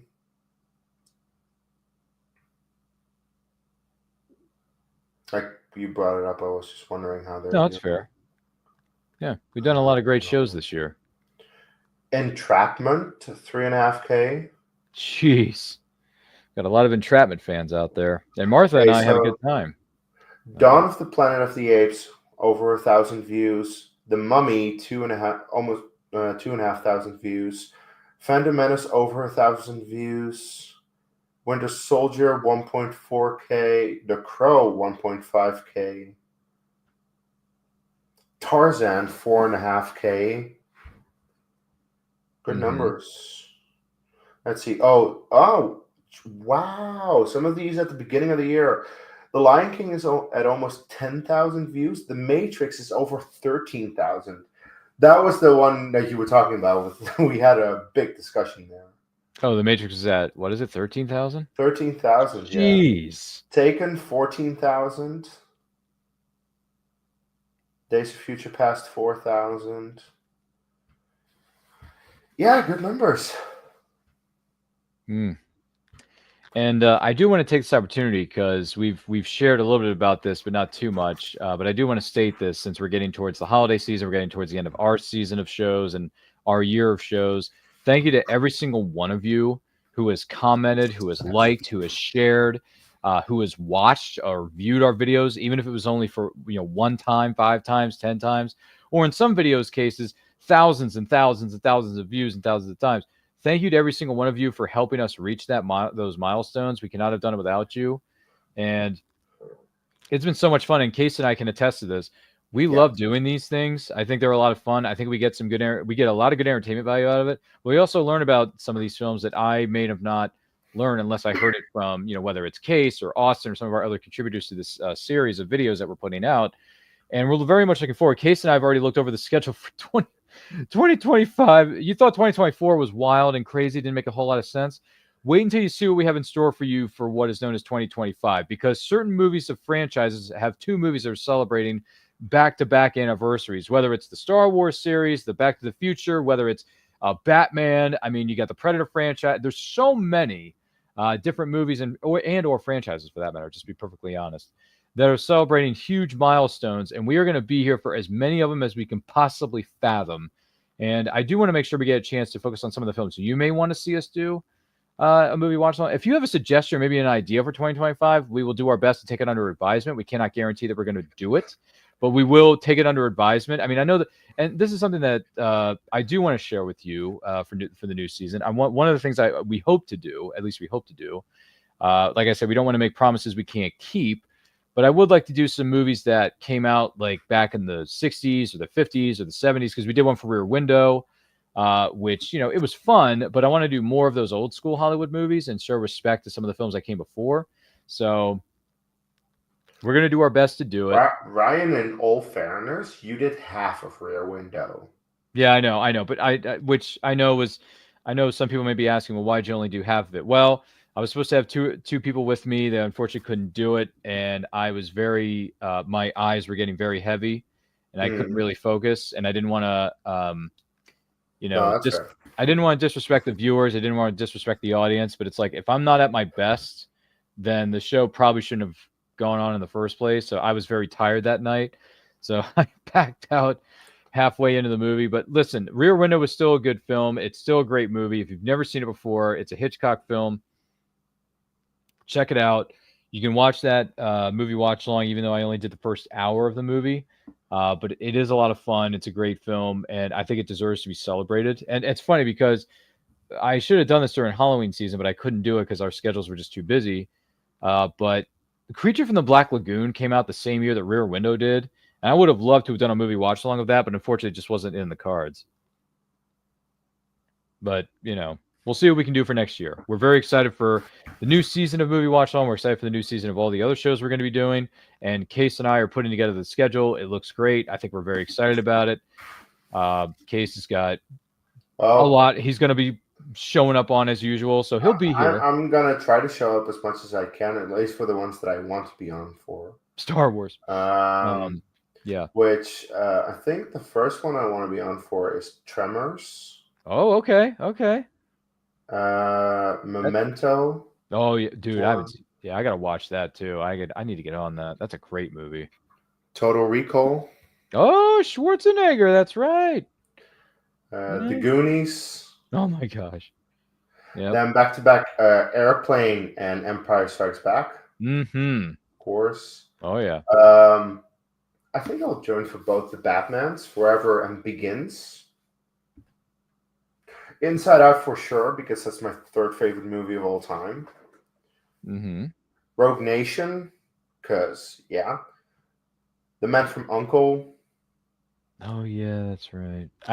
Which reminds me, I got to get, I'm not sure if that's on one of my streaming services, but if it's not, I definitely have to get that on DVD so I can have it for the watch along next year. I think for us, it's on HBO Max. Okay. Well, I gotta like on my side of the fence, I gotta take a look and see where it's showing for me. I gotta take a look at some things. By the way, Lorenzo went on to say this year we have a lot of Bond anniversaries. Yeah, Goldfinger, The Man with the Golden Gun came out. Yeah, Goldfinger was 64. Well, actually, the thing was, I brought up Goldfinger, but this guy did not want to see it. Sorry. But neither of us wanted to see Golden Gun. Let's be fair. Oh. Gotcha. Oh, I thought, right. Sorry. You okay there? Yeah. I was looking at some other messages from behind the scenes, and everything is fine. But yeah, we had a lot of Bond anniversary. The Man with the Golden Gun was released in what, 74? 74. Thank you. What did you think of that one, by the way? The Man with the Golden Gun. What did you think of it? Well, no. Just say it. No. Hated it. You thought it was... Yeah, no, I don't like it. You don't like it? Also, actually, if there would be a lot if we were to include all of them, but we're not including all of them because, yeah, as I said, we didn't do Goldfinger, we didn't do Golden Gun, we're not doing Moonraker because no. Then we did License to Kill. We're doing this one. That's it. Okay, so we got. Well, at least we covered 2 of them, so you're right. Yeah. And we got some planned ones. Right. And I don't think there's any of them next year that we're celebrating. I don't think. No, wait, no. Goldeneye. Goldeneye is the yeah. Goldeneye, yes. And you don't want to do Spectre. I would do Spectre, but you don't want to do it. Yeah, to me, Spectre didn't happen. It was fine. I didn't like it very much. It was okay. It was fine, but I don't love it like some people do. I don't know. By the way, Lorenzo says, thank you so much, guys, for this amazing watch-along program on The World Is Not Enough celebration. You guys are greatness. You're entertaining, and thank you so much for this program. Wow. Thank you for watching. No, listen, Lorenzo, let's give it. Thank you. Thank you for joining us and being a part of this. If you have to run or you got some things you got to take care of, please, by all means, go ahead and do it. Thank you so much for tuning in. We appreciate you. And you may be watching or listening to this right now. And sorry, I'm getting messages from some of our viewers in the green room area case. Oh, and I got to tell you, let's see. Did you know that so and so would? I'm sorry. Some of these comments I cannot share here on the. I want to respect everybody's privacy here, but I will say this is a bit of a funny comment. I may have to mention this to you in the green room when we get off this showcase. Okay. It's a funny comment. I think you'll appreciate it. It's okay. Yeah. We'll get there. We'll get there eventually, but I want to respect everybody who's here in the studio and everybody who's here watching at home. Oh my goodness, I'm going to let this person know how we feel about that. Thank you so much for that feedback, folks, in the green room of our studio. But yeah, no, this has been great fun, and we're not done yet. By the way, we have I believe we have, was it 2 more episodes of Movie Watch Along Case, or is it 3 for this year? Yeah, for 2024. Do we remember the? Oh, wait a moment. I need to get rid of the stuff that we did. Yeah, sorry about that. Which is up until there. All right. Delete that. Can't remember. I'm just in the document. Shoot. Oh shit! No, don't do that. All right, there we go. So yeah, next week you're doing The Natural. Yes, we have that for next week. Then on December 13, you're doing The Wizard. And then the final one of this year will be Pulp Fiction on the 20th of December. Ah, okay. Fantastic. And then next year starts us off with The Book of Eli on oh my gosh, Friday, January 10th. Oh. Gotcha. Okay. Yeah, because essentially the last one, December 20th, Pulp Fiction, that will essentially close out this year because you don't want to do anything around the holidays. Yeah, sorry about that. So then we'll be back in the new year. Yep, just trying to respect everybody's time with family and friends, and I want to spend some time with family as well as anyone else who may want to do that. So I want to respect that. Yeah. So the holiday season, guys. And actually, I just realized Friday, December 27th, I'll be flying back from London, so I won't be much good. So you'll be out of town. Which is fine. It's the holiday season. You should be spending it with loved ones and family and friends, which is great. I support that 100%. So yeah, we got a few more episodes prepared for you. We have The Natural next week, and then we got Pulp Fiction, and then we got The Wizard to wrap up the year of 2024, respectively. Case, if I'm saying that right. And then we kick off the new year with Book of Eli, and then what was the one after that? Is it Tremors? That's Tremors. Yeah, Book of Eli and Tremors to kick off. What is it? January. Yeah, Tremors is one I want to be on. I've actually only seen it once, but I do want to rewatch it. Okay. All right. You I'm could, looking forward yeah. to that. You're. Well, we all know who's going to be on Tremors, folks, and that's going to be the It has to be Austin. It's the president and CEO of the Tremors fan club, and that's Austin. So he's going to be joining us for that. Austin, if you're watching this, get ready, man, because in about Put January 17th into your calendar. you better plug that in your calendar on your phone and your Google. What is it called? Your spreadsheet. Thank you.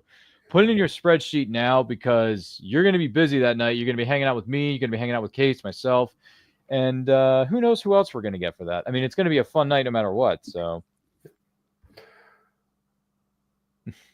I'm just looking through. I probably want to be on the one for Pocahontas. Then Sicario. sure. Oh, so Sicario. That's a dark one, man. Let's go. That's such a good movie. That's a good one. I have it on Blu-ray and DVD. Creed. I really enjoy Creed. Mm-hmm. GoldenEye, of course, no question. I mean, obviously, you and I are going to be sitting right here for that, guaranteed. And then Home Alone and Force Awakens at the end of the year. That will close out the year For 2025? Wow. That's going to be a heck of a way to end the year, man. It's two great movies. Two great movies for two different reasons. It's going to be fantastic. I'm excited. And Case is excited, right? He's excited. Austin's going to be excited for January 17th if you mark it on your calendar. And by the way, I'm going to text him, Case, when we get off of here. Or actually, I can text him right now, actually. But I'm going to text him at some point and just be like, hey, do yourself a favor.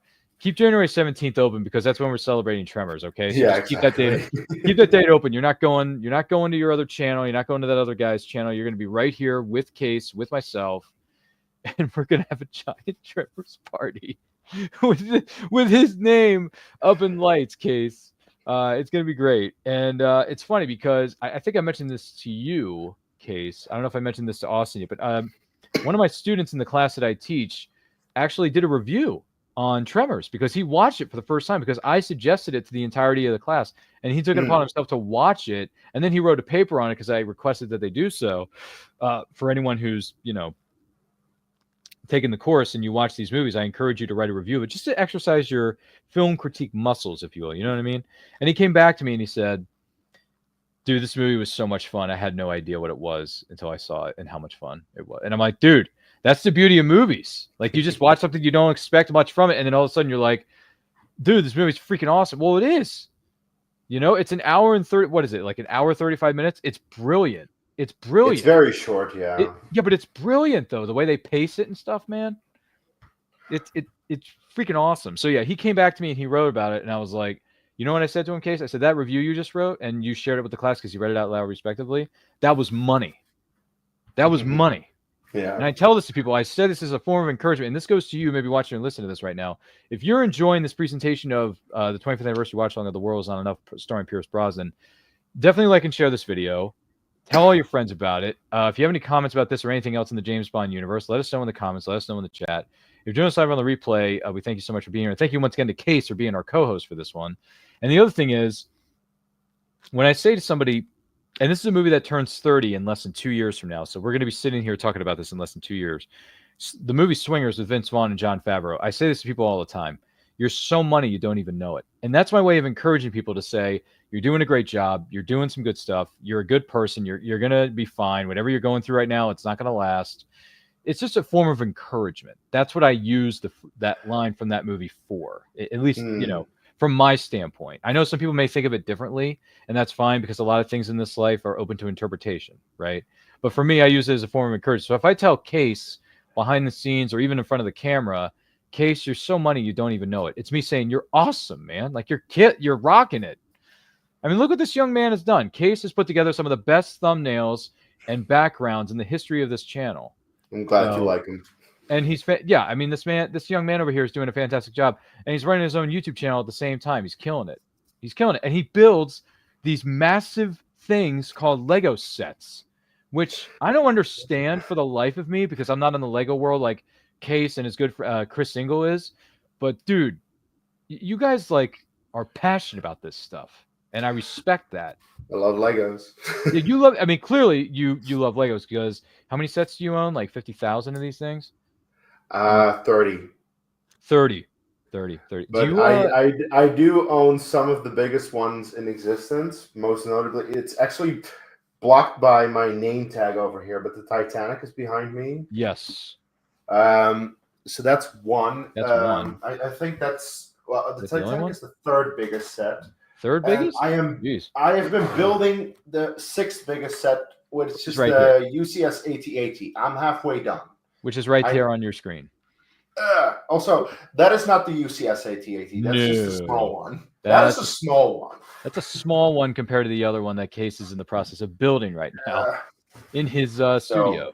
So that, and earlier this year we did a build of Rivendell, which is also a huge set. Oh boy. And that one I actually timed, and I was done in 13 hours, which was pretty quick, honestly. Pretty quick. Okay. That's impressive, by the way. I'm just throwing that out there, Case. That's very, very good. Rivendell. Welcome to Rivendell, Frodo Baggins. Sorry, I'm so used to that line when I hear Rivendell. I'm so used to it. I'm so sorry. But it's good stuff nonetheless. And congratulations to you and your friend Chris Single, who's been on this. Oh, by the way, he's building the Batmobile, the 1989 Batmobile. Oh, is he? Yes. How far along is he? Did you know a progress report from him? Did you get a text? I think. What did he say? Well, Ryan, you text him. I have homework for you. I will text look up that 7-hour stream we did last week, and you can see exactly where he is, because he is where he left off. All right, I'll text him. I'll look at the tape. I will look at the footage that you have on your channel. So yeah, it's on your channel. So follow the Dutch Star Wars guy. Check out his great content over there, by the way. And we will be continuing 2 weeks. In 2 weeks, December 7th. So that means I probably should tune in for that and comment below in the chat like I did for another one. That's just it. Like, we will probably be building for another 7 hours or so, because if half of this set right now took me 7 hours, I'm probably going to need another 7 hours, and then you have plenty of time at any point jump in to see our progress. That is a fair point. If you have time. That is a fair point. Thank you so much. And make sure you're following along with us here on this channel as well as Case's channel. We'll be sure to get the information out to you. Case is going to be posting a lot about it on YouTube and all that jazz, social media and all that jazz. So it's coming, guys. Get ready. It's exciting stuff. Hey, Denise Richards just snuck into Valentin Sokovsky's. Can't you say hello like a normal person? Speaking of which, now I know that we've been kind of derailing our conversation just a little bit, sharing with you some of the, but it is plans for programming for next year, which Case and I and everyone else who's been involved in it are very excited about, by the way. Dude, I can't wait to see the giant grin on Austin's face on January 17th. When we watch Tremors. Dude, he's going to be quoting the thing from start to finish. He's going to be smiling from ear to ear. He's going to be, having some food, having some drink. We're all going to be sitting here celebrating as a family. Yeah, it's going to be, Case, just fasten our seatbelts. It's going to be wild. But I do want to remind you, this is the 25th anniversary watch along of the James Bond adventure, Pierce Brosnan film. And it's about to go down. And it's really about to go down with these chainsaws. Excuse me, Case, if I'm saying that right. But for those of you who are tuning in, you can watch the movie along with us on physical media streaming service. Do not forget to comment below in the chat. Join us live, or what is known as a replay. Thank you for doing so. And don't forget to like and share this. Case, what is the timestamp right now? 1 hour, 30 minutes, and 5 seconds. And yeah, it's going down. This is actually a pretty decent action sequence. You think so? Like, as I stated earlier, these helicopters are absolutely ridiculous, but they make for an entertaining action sequence. Very true. I know this is a quick shot because it only lasts like 2 or 3 seconds, but I do like the shot of the helicopter coming in, and he's got the spotlight on Bond, and he's got that pose of him pointing the gun at the helicopter. I do like that shot. I really do. I really do. I know it's a simple, hey, just put the light on for a couple of seconds. It's the simple things in life, right? Yeah, it's establishing shot, but still. And I understood that reference. I've been rewatching The Avengers lately, so man, that movie is so good. Good thing we did that a couple years back with the Avengers 10th anniversary. Yeah, the MCU. MCU, that's right. Yes. Oh, okay. Mm-hmm. That was fun to do some years back. It's got the remote control car. What is it? The BMW? The car's gonna get wrecked. Also, why did they go for BMW? Because it's product placement, maybe. Uh, Well, it's well, just he drove the Aston Martin in the original Sean Connery films, and they were made by oh, that's BMW. just it. It started with Aston Martin. Then in the Roger Moore movies, they went to Lotus. Yeah. I don't know. I don't really know why. Then with Timothy, Mm-hmm. what the hell did Timothy Dalton drive? He didn't really drive. No, I mean, well, he drove the Oh Pontiac. wait, no. There's one in the Living Daylights. I just Yeah, don't remember what brand it was. I think it's a Pontiac. Oh, could be.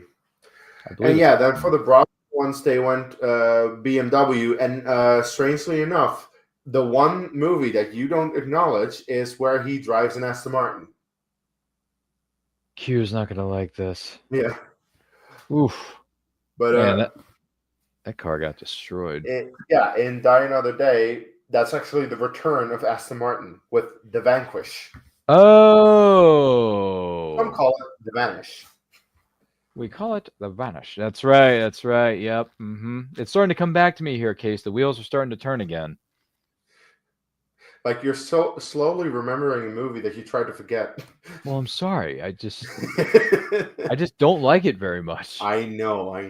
You and I are in kind of the same boat. So it's like it's not a very good movie. not a bit. Yeah, it just doesn't work, man.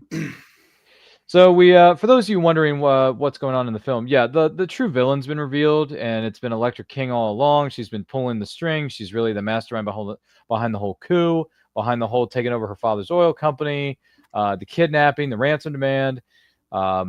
She actually cut part of her, chopped part of her ear off instead of the kidnappers doing it, I believe. So, and then she reveals her true intentions to M, and she kidnaps M.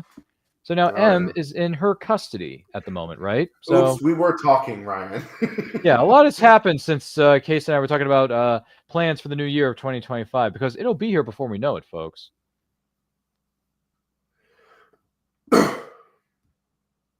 Man, he is really going through bullets. A lot of shooting. Get out of here. Telling Zukosky to beat it. He's telling him to beat it. Get out, as one might say.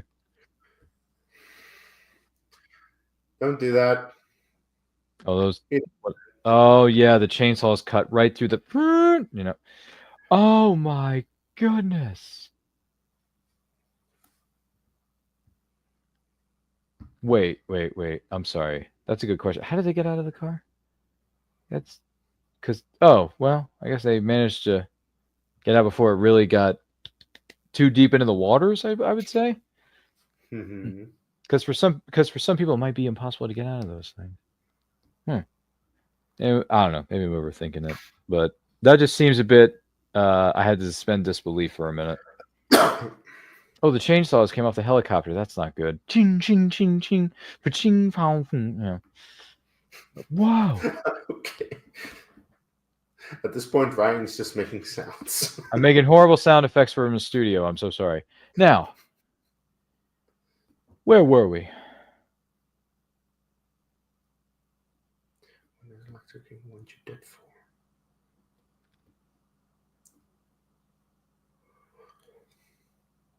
Trying to drown me in my own caviar. Oh, jeez. Sour cream. Maybe the only thing we're missing is some champagne and some sour cream.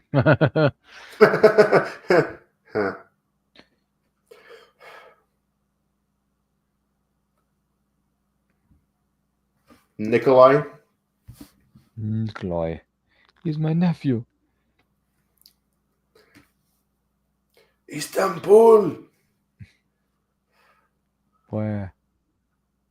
All right, good enough. Come on.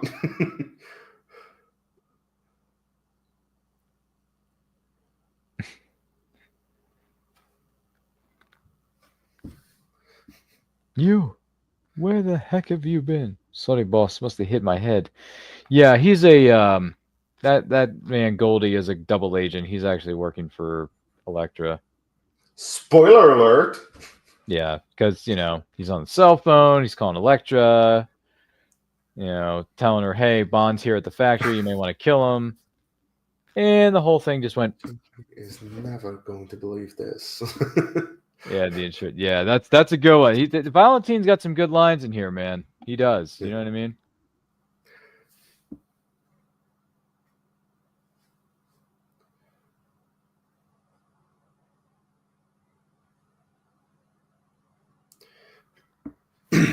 Definitely got some good lines in there.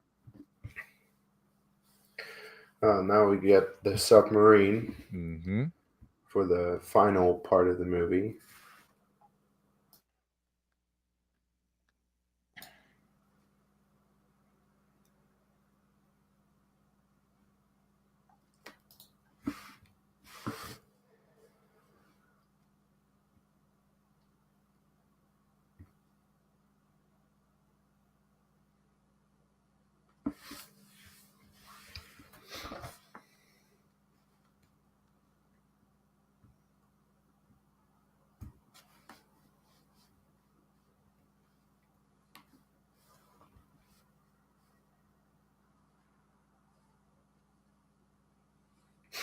Same old friendly service. Fucking KGB.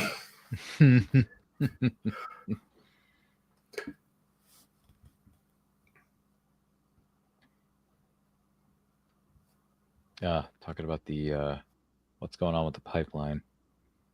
Mm-hmm. Oh, this is one of the worst line deliveries in this movie.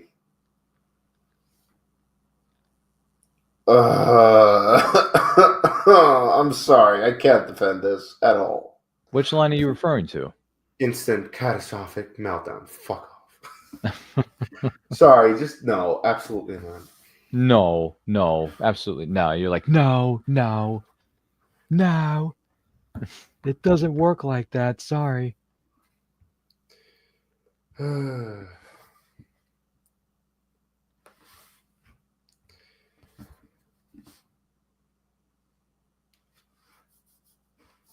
All right, I will say this because this is kind of annoying to me. Denise Richards' hair doesn't look very good in this. They keep putting it in these buns, these ponytails, and everything, and I'm like, come on, man. Like, is that really the best you can do? Like, Maybe come it's on. what they were going for. Yeah, but it just doesn't work. I thought her hairstyle. I just thought her hairstyle could have been different or better. I don't know. So M's been kidnapped. She's in prison.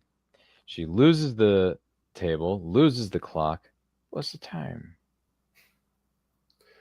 Well, she wants to use it for the locator card. Mm-hmm.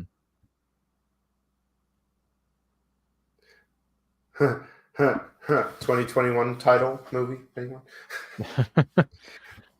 Jeez.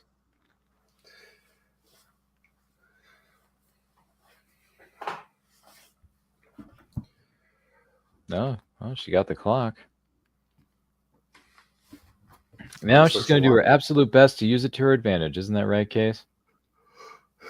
Oh, locator card. Put in the chips. There you go. Jeez.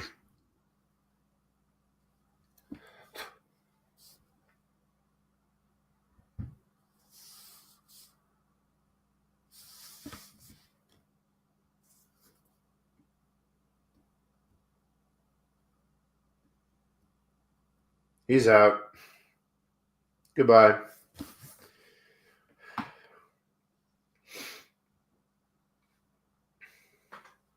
Whoa. And boom goes the dynamite. I understood that reference. Sorry. Who are you, Captain America? I mean, I don't mind Captain America references. Plus, I just don't mind references from that first movie because The Avengers is a masterpiece of a film. Yeah, The Avengers is very good. It is. It's it's still good. All these years later, still holds up. I insist. It's not my favorite Avengers movie, but probably second favorite. Mm-hmm. By Infinity War. Yeah, I was gonna say. I think your first one is Infinity War, right? Yeah. Yeah. Infinity War, Avengers, Endgame. Probably Endgame. Yeah, that's third. Though I do like Age of Ultron a lot. Really? Yes, Yeah. I do. Man, I'm in the opposite camp of that one. But hey, it's all good. If we're gonna rank all 4 or 5 Avengers movies, I mean, Age of Ultron's dead last for me. Do we count Captain America: Civil War as an Avengers movie? No. Oh, okay, because it kind of is. It kind of is, but no. I mean, people. You know what people call it on social media? It's called Avengers 2.5. I can see why people call it that. Yeah. Even though But I do think, like, yes, while a lot of the team is included in the movie, it still is at heart a Captain America movie. Mm-hmm. It very much continues the story of Winter Soldier. Oh yeah, for sure. Yeah, you're right. Balancing all those characters in one movie, like that's an amazing feat, Case. So yeah, Civil War is a good movie. It's definitely in my what was it? I think one of our colleagues here on this channel brought up the idea that we should do a top 5? I think it's either top 5 or top 10 favorite MCU movies. I'm like, Or we can do the entire ranking, because I have one. Yeah, but that's going to take us too long. So I think he suggested top 5 or top 10. I think he said top 10. I got to go back and ask him, but yeah, top 10 favorite MCU movies. That is a good list to make. That is a lot. Top 10. I can definitely do top 10. Like that is a fun list to make, man, because there's some really good ones that I can tell you right now that no one will have the same top 10. No, and that's the beauty of it, because we're all going to have different ideas and suggestions, right? Yeah. Which is fine. That doesn't bother me. So I tell you what, what's his name? Age of Ultron's not making my top 10. Thor: Dark World isn't going anywhere near my top 10. That's for sure. You can also do bottom 10 if you want. You can do bottom. Yeah, let's do bottom 10. Like Iron Man 2, Thor 2, Avengers 2. There's a pattern here, MCU. Have you noticed that lately? Well, I haven't seen. No. I take that back. I've seen Ant-Man and the Wasp. I just haven't seen Ant-Man and the Wasp meets Quantumania. Or enters Quantumania gets entirely too much hate. Is it really that good? It's not really that good. It's just it's not as bad as people say. Okay, I haven't seen it yet, so I can't comment or speculate. Plus, I haven't seen Black Panther: Wakanda Forever, so I haven't seen that either. I thought it was all right. Wakanda Forever. Yeah, I haven't seen that. Nor have I seen Shang-Chi and the Legend of the Ten Rings. Now that one you should. A lot of people say I need that one will be in my top 10. Yeah, I got to sit down and watch Shang-Chi, but I got to see it. I haven't seen it yet. By the way, this torture is nasty on Bond. Are you talking about the chair? Yeah, that is gonna that is really gonna take its toll on your back and definitely your neck. Yeah. Also, it's apparently the solve to one of Boris's passwords in GoldenEye. You sit on it, but you can't take it with you. Chair. Oof, look at that ear. Whew. What did I say, by the way? She named her own ear. Yeesh. But did you get the GoldenEye reference? Yeah. What else do you call your bottom? What? It's Boris' password. It's one of his games. But I sit on it, but I can't take it with a chair. Yeah. Like I said. Oh my gosh, dude! GoldenEye is going to be a field day for this studio. Let me tell you. GoldenEye is going to be fun. It's going to be a field day, man. We're going to have them. That's definitely going to be one of those episodes of this program that we're going to have the most fun on. I guarantee it. Like, you think Tremors is going to be awesome? Wait till we get to whenever you have GoldenEye scheduled for. We're going to rock that one too. So, as well as many others. I'm not going to lie. Like Back to the Future's 1 and 3. That's, I mean, for those of you who are joining us for those are going to be a lot of fun. By the way, what do we think of this dress that she's wearing? It's a good dress. You think it's a nice dress? Okay. Electra, you meant nothing to me. Keeps turning the wheel, Case. Turn that wheel. You see that wheel? Go, you know. Also, how do you like his pun in just a moment? One last screw. Oh, jeez. Yeah. By the way, well, here's another one for you. What did you think of the words that were spoken when Bond is being held by her men, and she says, "I could have given you the world," and then he drops the The title of world the is not movie, enough. Yeah. "Foolish Sentiment," family Family motto. motto. I'm like, whoa, family motto. This is the first we're hearing of this. So we learn a little bit, just a teeny weeny bit about. Ryan, you and I, we don't know the Bond family. Yeah, but it's an interesting piece of background information about the Bond family. Yeah. Is that their family motto is "the world is not enough for you." Oh, look, Sikorsky is not dead. He's got Yet. 2 or 3 guys with him shooting off The guns. key word here is yet. Boss, it's you. I'm so glad you're alive. By Me too. traitor. Boom. Puts 3 bullets. It pulls 5 bullets in him. Looking for a submarine.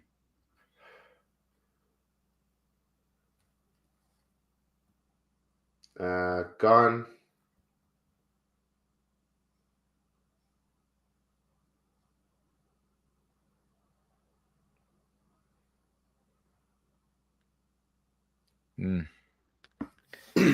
R.I.P. Valentine Sikorsky. I think. I understood. I sort of kind of understood why they did it, but at the same time, I'm like, dude, why'd you have to kill him? There was. He could have came back. He could have come back for other stuff. Brosnan was towards the end of his reign. Yeah, but he's such a good actor, and he's a good character too. Oh, and it might also have something to do with the fact that it was just cast in Harry Potter. Oh, fair point.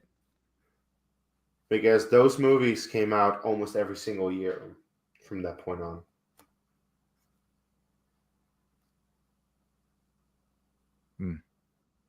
Sikorsky really hated you. Sikorsky really hated you.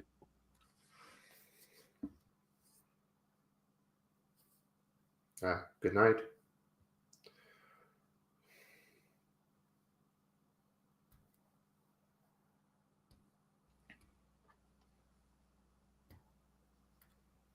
Oh man, thank goodness he escaped that chair. That thing was bloody torture. That was a nasty chair. That was a nasty chair, wasn't it? So Electra is running up the stairs. Wow, Lorenzo seems to be back here. He says, "I really do miss back in the day the Bond movie came out every 2 years." Yeah, well nowadays it takes him 5 to 10 years. Okay, to be fair, it was every year, but I was not alive for that. Well, back way back in the day, but yeah. Yeah. And then actually, when Pierce came along, it was every 2 years. Yeah, for 4 movies. Mm-hmm. Actually, only 3 movies because between this and Die Another Day is 3 years. Actually, it was 3 years. You're right. 99, 2002. You're right. Yeah. That was so. That's just it. We had Connery with one almost every year. Let me just look this up. Call him off. Call him off. Renard, you there? You'd miss me. You wouldn't kill me. You'd miss me. Oof. Dive bomb. Man, she's just baiting him, man. I never miss. Dive Bond. I never miss. Wow. That's cold-hearted, folks, but you have to be because, man, she deserved it. But anyway, Dr. No, From Russia with Love, Goldfinger, Thunderball, all 1 year. Then it was 2 years to You Only Live Twice, and then it became 2 years for a while. Actually, Man with the Golden Gun was 1 year after Live and Let Die, but then it was 3 years until Spy Who Loved Me. Two, up until License to Kill and GoldenEye are 6 years apart. Then they got back to it for a while up until I said, World Is Not Enough, Die Another Day, and then 4 years for Craig. Then again 2 years to Quantum of Solace, but then it's 4, 3, 6. To be fair, it should have been 5 for No Time to Die because COVID pushed No Time to Die to 21. Otherwise, Yeah. it would have been released in 2020. Yep, you're right, Kate. You're absolutely right, man. Absolutely. And now we're waiting on who the next Bond is going to be in general. Yeah, that's a big $2 billion question. Who is next to don the iconic role of James Bond? Thing is, like, it's tricky because you want someone who you know is going to be good, but they can't really be known for anything just yet. Mm-hmm. Because people were advocating like Idris Elba or Henry Cavill, and when I heard those suggestions, I'm like, they would make for a good Bond, but they're too known, and I think Elba is a bit too old at this point. Yeah, he's too old. Henry could pull it So off. that's just the issue with that. Yeah, I could definitely see Henry doing it, but Idris Elba, no. As much as I love Idris Elba, it's just no, it's too old. It's past his Like prime. my biggest issue with Cavill is he was Superman, and he will never not be Superman. Yeah, and he was Man of Steel. He was great. I loved it. So, and he was a great, in my opinion, he was a great Superman, even though the writing for him wasn't always great. But He played the part well. it's just the writing wasn't always serving him that's to the questionable. best of his ability. But let's see here. Lorenzo's got tons of things to share with us here, Case. He says, let me see, 90s Goldeneye from 95 to 97, Tomorrow Never Dies, Enemies World's Not Enough. That was amazing of the 2 years apart for each of those films, respectively. The Electric King was such a surprise and yet a great kill by James Bond during the course of this film. Okay, there you go. There you go. He says, I really do hope we get a new Bond film. We've been on a very, very long break. I do hope we get Eon Productions back up and running to make the new Bond movie. Listen, we're all excited. We're waiting with bated breath, I guess you would say, for the next James Bond movie. But first, we need an actor to play the character. Yeah, I do want to know who first. Yeah, we want to know who's going to be wearing that suit, and then we want to know, like, what the movie's going to be, what the plot is. I mean, obviously, the plot's going to be kind of generic, but still, and preferably someone who is early 30s. Yeah, just give us a new actor, give us a young talent, and we'll see what happens. I'm anxious to find out who the new James Bond is going to be. Now, if they go a different route and they want an established actor like Henry Cavill, then hey, if you get my boy Henry in there, I will be there first thing tomorrow morning. Hey, not to worry, I sleep in Saturdays. McFly, your shoes untied. Sorry, that's a line from another movie. But still, I will be there, front row center, if Henry Cavill is announced as the new James Bond tomorrow. I will be there. I will see every one of his movies. I don't care if it's one movie, 2, 3, 5, 6, 7. Doesn't matter. I'm going to be there for every single one. So just cast Henry for me. Just do it. But if not, get a new up-and-coming actor who is unknown, in his 30s, ready to take on a role like this, and boom, let's just make it happen. And we'll have fun with it. So, yeah, give us a new Bond movie. We're anxiously awaiting. Exactly. But at least we got 25 films we can go back and watch. Granted, only 10 or 12 of them are any good, but that's fine. It helps. Well, or whatever, maybe more. Okay, how many would I consider good? That's a good question. That's a great question. Out of the 25 we have, let's see, where are my lists? Yeah, what is on that? I can tell you, between 5 and 10, I will definitely consider as bad. Mm-hmm.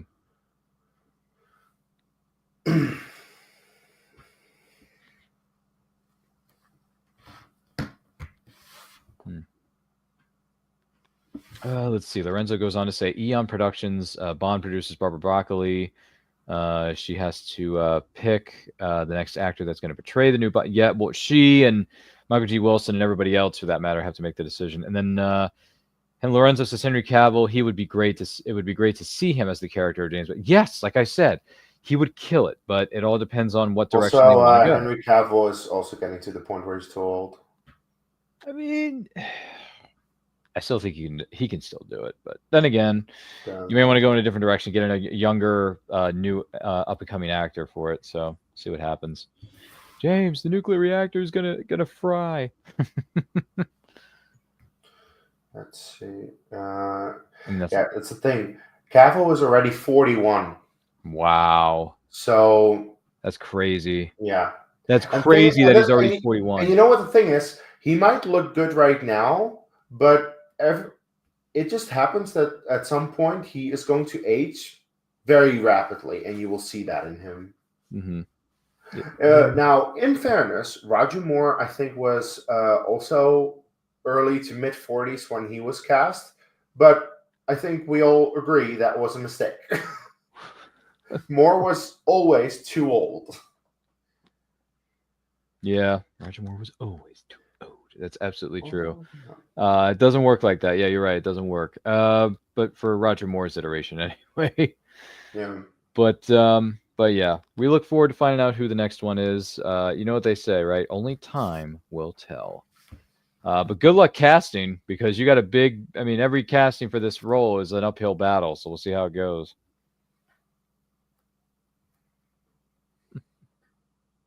It's not going to be easy though.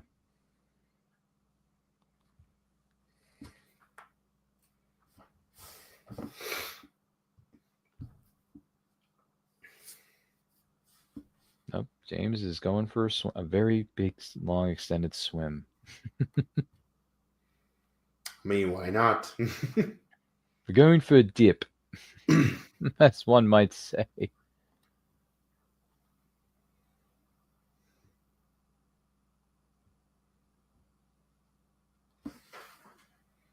Oh my, so much water.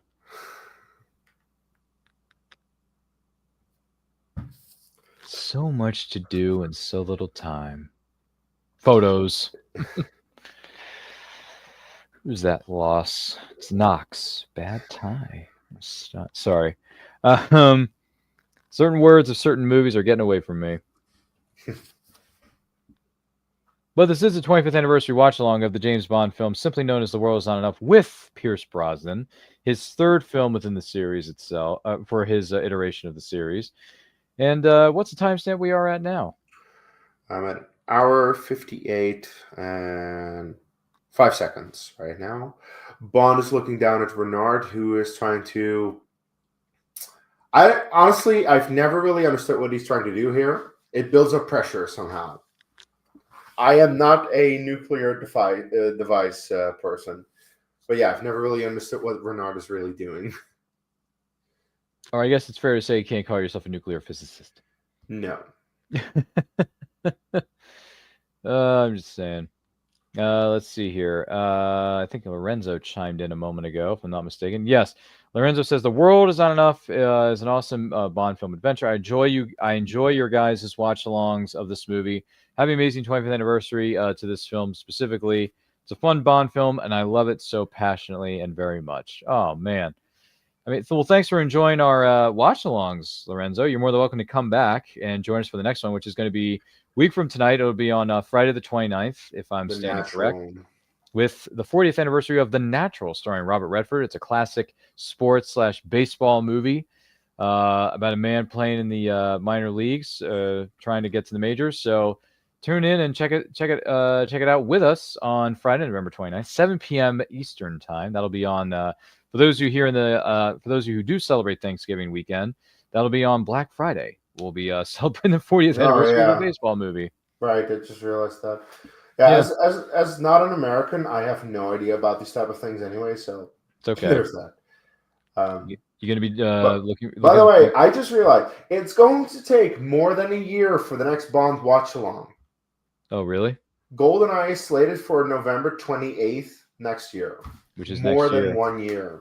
Yeah, but you know what they say: things will be here before we know it. So, good things come to those who wait. You're right, and GoldenEye is one film amongst many others. Case that you and I are going to be. It's going to be worth the wait for. So yes, it's coming, my friend. But yeah, that's a while from now, so we're going to have to fasten our seatbelts for a bit. We got plenty of great programming in the meantime. We have movie watch-alongs for 2025 already planned. I got a number of episodes, and I should share this with you as well. For And I Quote, we got some really great new people signed up, and I'm very excited to have them here on this virtual studio. They're going to be great to talk with, great to learn from, and support their work and support whatever it is that they're doing in the community. So definitely check us out. Social media, all the links are located down below. You can also hit us up on social media For me, I'm on Instagram. Case is on YouTube. He's on Twitter, which we'll go over a little bit later on in this program. But yeah, we got plans, man. We got plans for Meeting a Fandom for next year. We got plans for movie watch-alongs. We got plans for And I Quotes. Also, I want to bring back Perfect Movies, episode 3. I think that's going to be not controversial whatsoever. Not controversial whatsoever once we bring episode 3 into the mix here, Case. And the other thing is we got to bring up potential top 10 favorite MCU movies. Yeah. So, because I'm trying to remember who suggested it, but she's waiting for you. Boom! Nuclear reactor goes right into his chest. Yeah, you were dead. Yeah, that man. will break every bone in your body. Yeah, if you're not dead because of that bullet that's lodged in the back of you, you're gonna be. Yeah, see, he falls, and then the thing is just. It's like lodged into your gut, as one might say.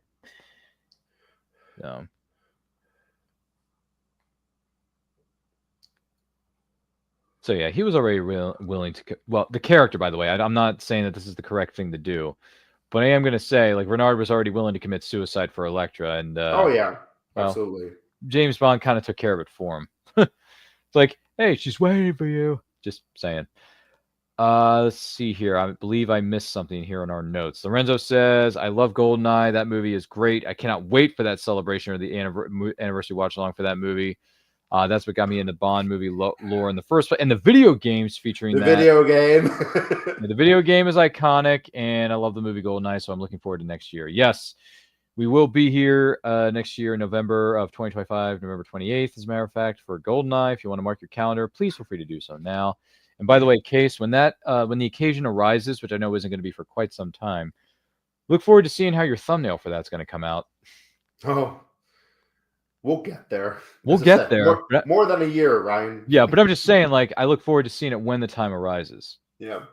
So, because we got some great thumbnails coming your way for next year in the early part of 2025. Oh, man. Oh, the movie watch-alongs. They're going to be something else. Oh, Bunce Pun. No. Always no. wanted. You know what, Case? You know what, Case? He always wanted to have Christmas in Turkey. Oh, no. Did we lose him? I think we lost Case here on the set. For me? No. Don't you think it's on? Don't you think it's time you unwrapped your present? Oh, I think so. Then lovey-dovey stuff comes in. Fireworks. First hour of this movie, yes. After that, second hour of the movie, Case is like, this is a steady decline into a dead zone. You know, these cameras track body heat. Don't you mean a red zone, Ryan? Yes. God.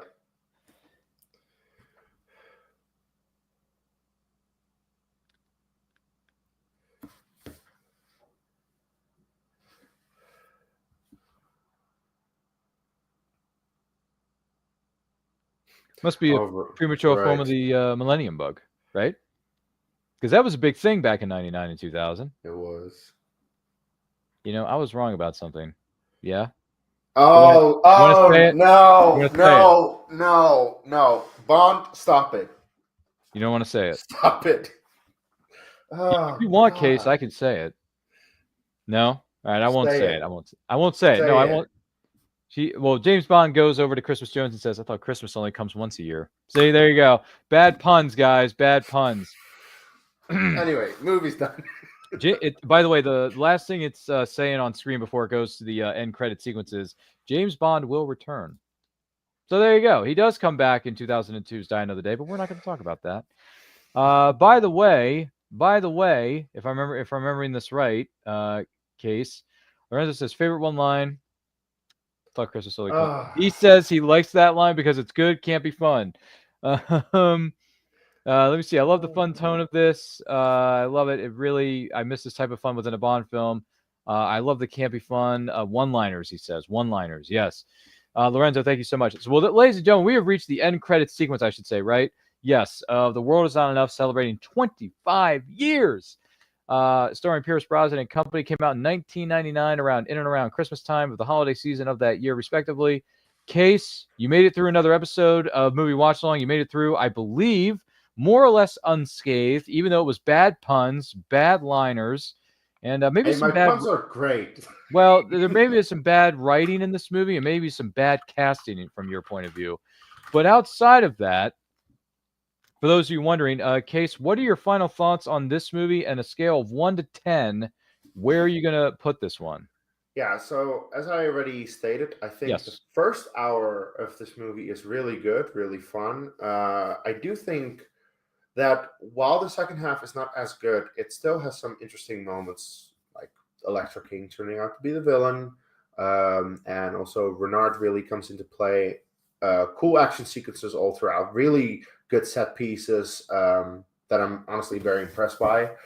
But in the end, yeah, that final scene is it's a prelude of what's to come in the next movie. It's really just not good. So in the end, I like it. It's a 7 out of 10, and it's probably my second favorite of the Brosnan era, though Tomorrow Never Dies is pretty close. And thank you so much for sharing that with us, Case. Do greatly appreciate it. And thank you for being here once again, for being on this show and all the other shows you've contributed to and been a part of. We really appreciate you, man. So yeah, for me, after watching this, looking at the footage, watching this on my own portable device, in this case it was a portable DVD player case, I kicked it old school tonight. So this was fun to watch. Some good liners in there, some really well choreographed action sequences, some good practical effects, which I miss in movies. Case, I don't know how you feel about this, but practical effects, Yes. I miss those things. I miss the practical sets, I miss the practical effects and the action sequences that are put together by great crews, right? Great stunt crews, great choreographers, I should say. That's the right word. But yeah, this was fun. I'm going to give it I think I'm going to give it a 7 out of 10. I still enjoy this. I don't quite enjoy it as much as I do with Tomorrow Never Dies, respectively. But obviously, GoldenEye is a piece of master. It's a masterpiece. I love that movie so much. And we're going to be talking more and more about that in next year's November 28th episode, which is a long way off. But it's going to be a lot of fun. I do like this. It's one of my favorite Bond movies. It's just, let's just put it, I'll put it to you this way. I wouldn't put this in my top 3 favorite, like overall. It wouldn't be in my top 3. Probably not even in my top 5, but we'll see where it lands. I'd have to go back and look at that case, so I can't comment or speculate. But what I can say is that this has been a lot of fun. I hope you who are watching or listening to this right now have enjoyed this presentation of the 25th anniversary of The World's Not Enough. So, Case, thank you so much for being here. You're a great person. You've done so many wonderful things for this channel in a very short period of time, and you're going to continue to do it. And we appreciate everything that you're doing, whether it's the thumbnails, the backgrounds, helping us schedule things behind the scenes. You're also talking to us, whether it's in the private chats and the DMs, making sure that we're on top of things.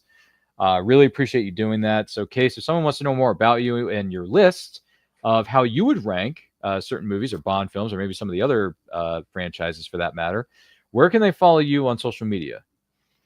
By the way, I just found my list of Bond movies that I consider bad. Yeah. Actually, just all the movies. And all the movies. I 1, 2, 3, 4, 5, 6 of them I consider bad out of 25. Out of 20. There's okay. That. All right. Anyway, you can follow me over on my YouTube channel, The Dutch Star Wars Guy, where actually, let me just show it one more time. I am building the UCS AT-AT. I am halfway done right now. I did that in last week's stream. This took me about 7 hours to complete. This thing is huge, honestly. If you see it in real life, like on the camera, it might not look as big, but it's really big. But yeah, this took me 7 hours to build. I'm going to do the rest of that in 2 weeks' time. 2 weeks from now, another big live stream where I hope to finish it. So stay tuned for that. Skeleton Crew's coming out in 2 weeks' time as well. I'm going to do reviews for that. If you want to follow me and hear my thoughts on Skeleton Crew, look out for that. I'm cautiously optimistic. I'm not the most excited, but I'm looking forward to it because, you know, it's another Star Wars show. The more Star Wars shows is better. So that, follow me on Letterboxd, Case247. Case is spelled like that, where actually I just logged the movie that I watched, The World Is Not Enough. So, yeah, thank you for having me once again. This was fun. I look forward to the next one, which will be next month. I'll be on for Pulp Fiction. Ooh, yeah. That's going to be fun. That's going to be interesting. You got a corpse and a cop. Minus head in the garage. Take me to it. Anyway, Case, you're the man. Thank you so much for being here. You're a great person. Doing a lot of great things for this channel. We cannot have done it without you. So my name is Ryan of Ain't Quote Channel. Follow me on Twitter. What is it? Twitter and Instagram at RyanRPM5. And follow us across all forms of social media. Yes, thank you so much, producers. Follow us across all forms of social media simply at And I Quote Channel. Check us out there. All our links are there. We're on Facebook. We're on Instagram. We're on TikTok. We are on Twitch. If you're on Twitch, please follow us there at Anti-Quote Channel. But definitely thank you so much for being here. We cannot have done this without you. This has been so much fun. These movie watch-alongs are so much fun. We got 2 episodes of Anti-Quote this weekend for you. The week before Thanksgiving, we have Christy of Sips & Co. going to be joining us on Saturday, 12 p.m. EST. And then Lasheen, who's a cosplayer, is going to be joining us at 5 p.m. EST. So join us for those episodes. Join us for Anti-Quote and all the other videos we got planned for the remainder of this year and into next year. Couldn't do this without you. Don't forget to like, comment, share, subscribe. Ring that bell to be notified when our videos go up or they go live.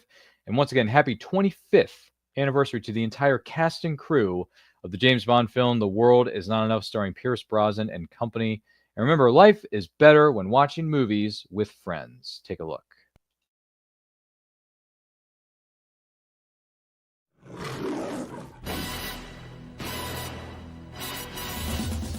The James Bond 007 collection. Name's Bond.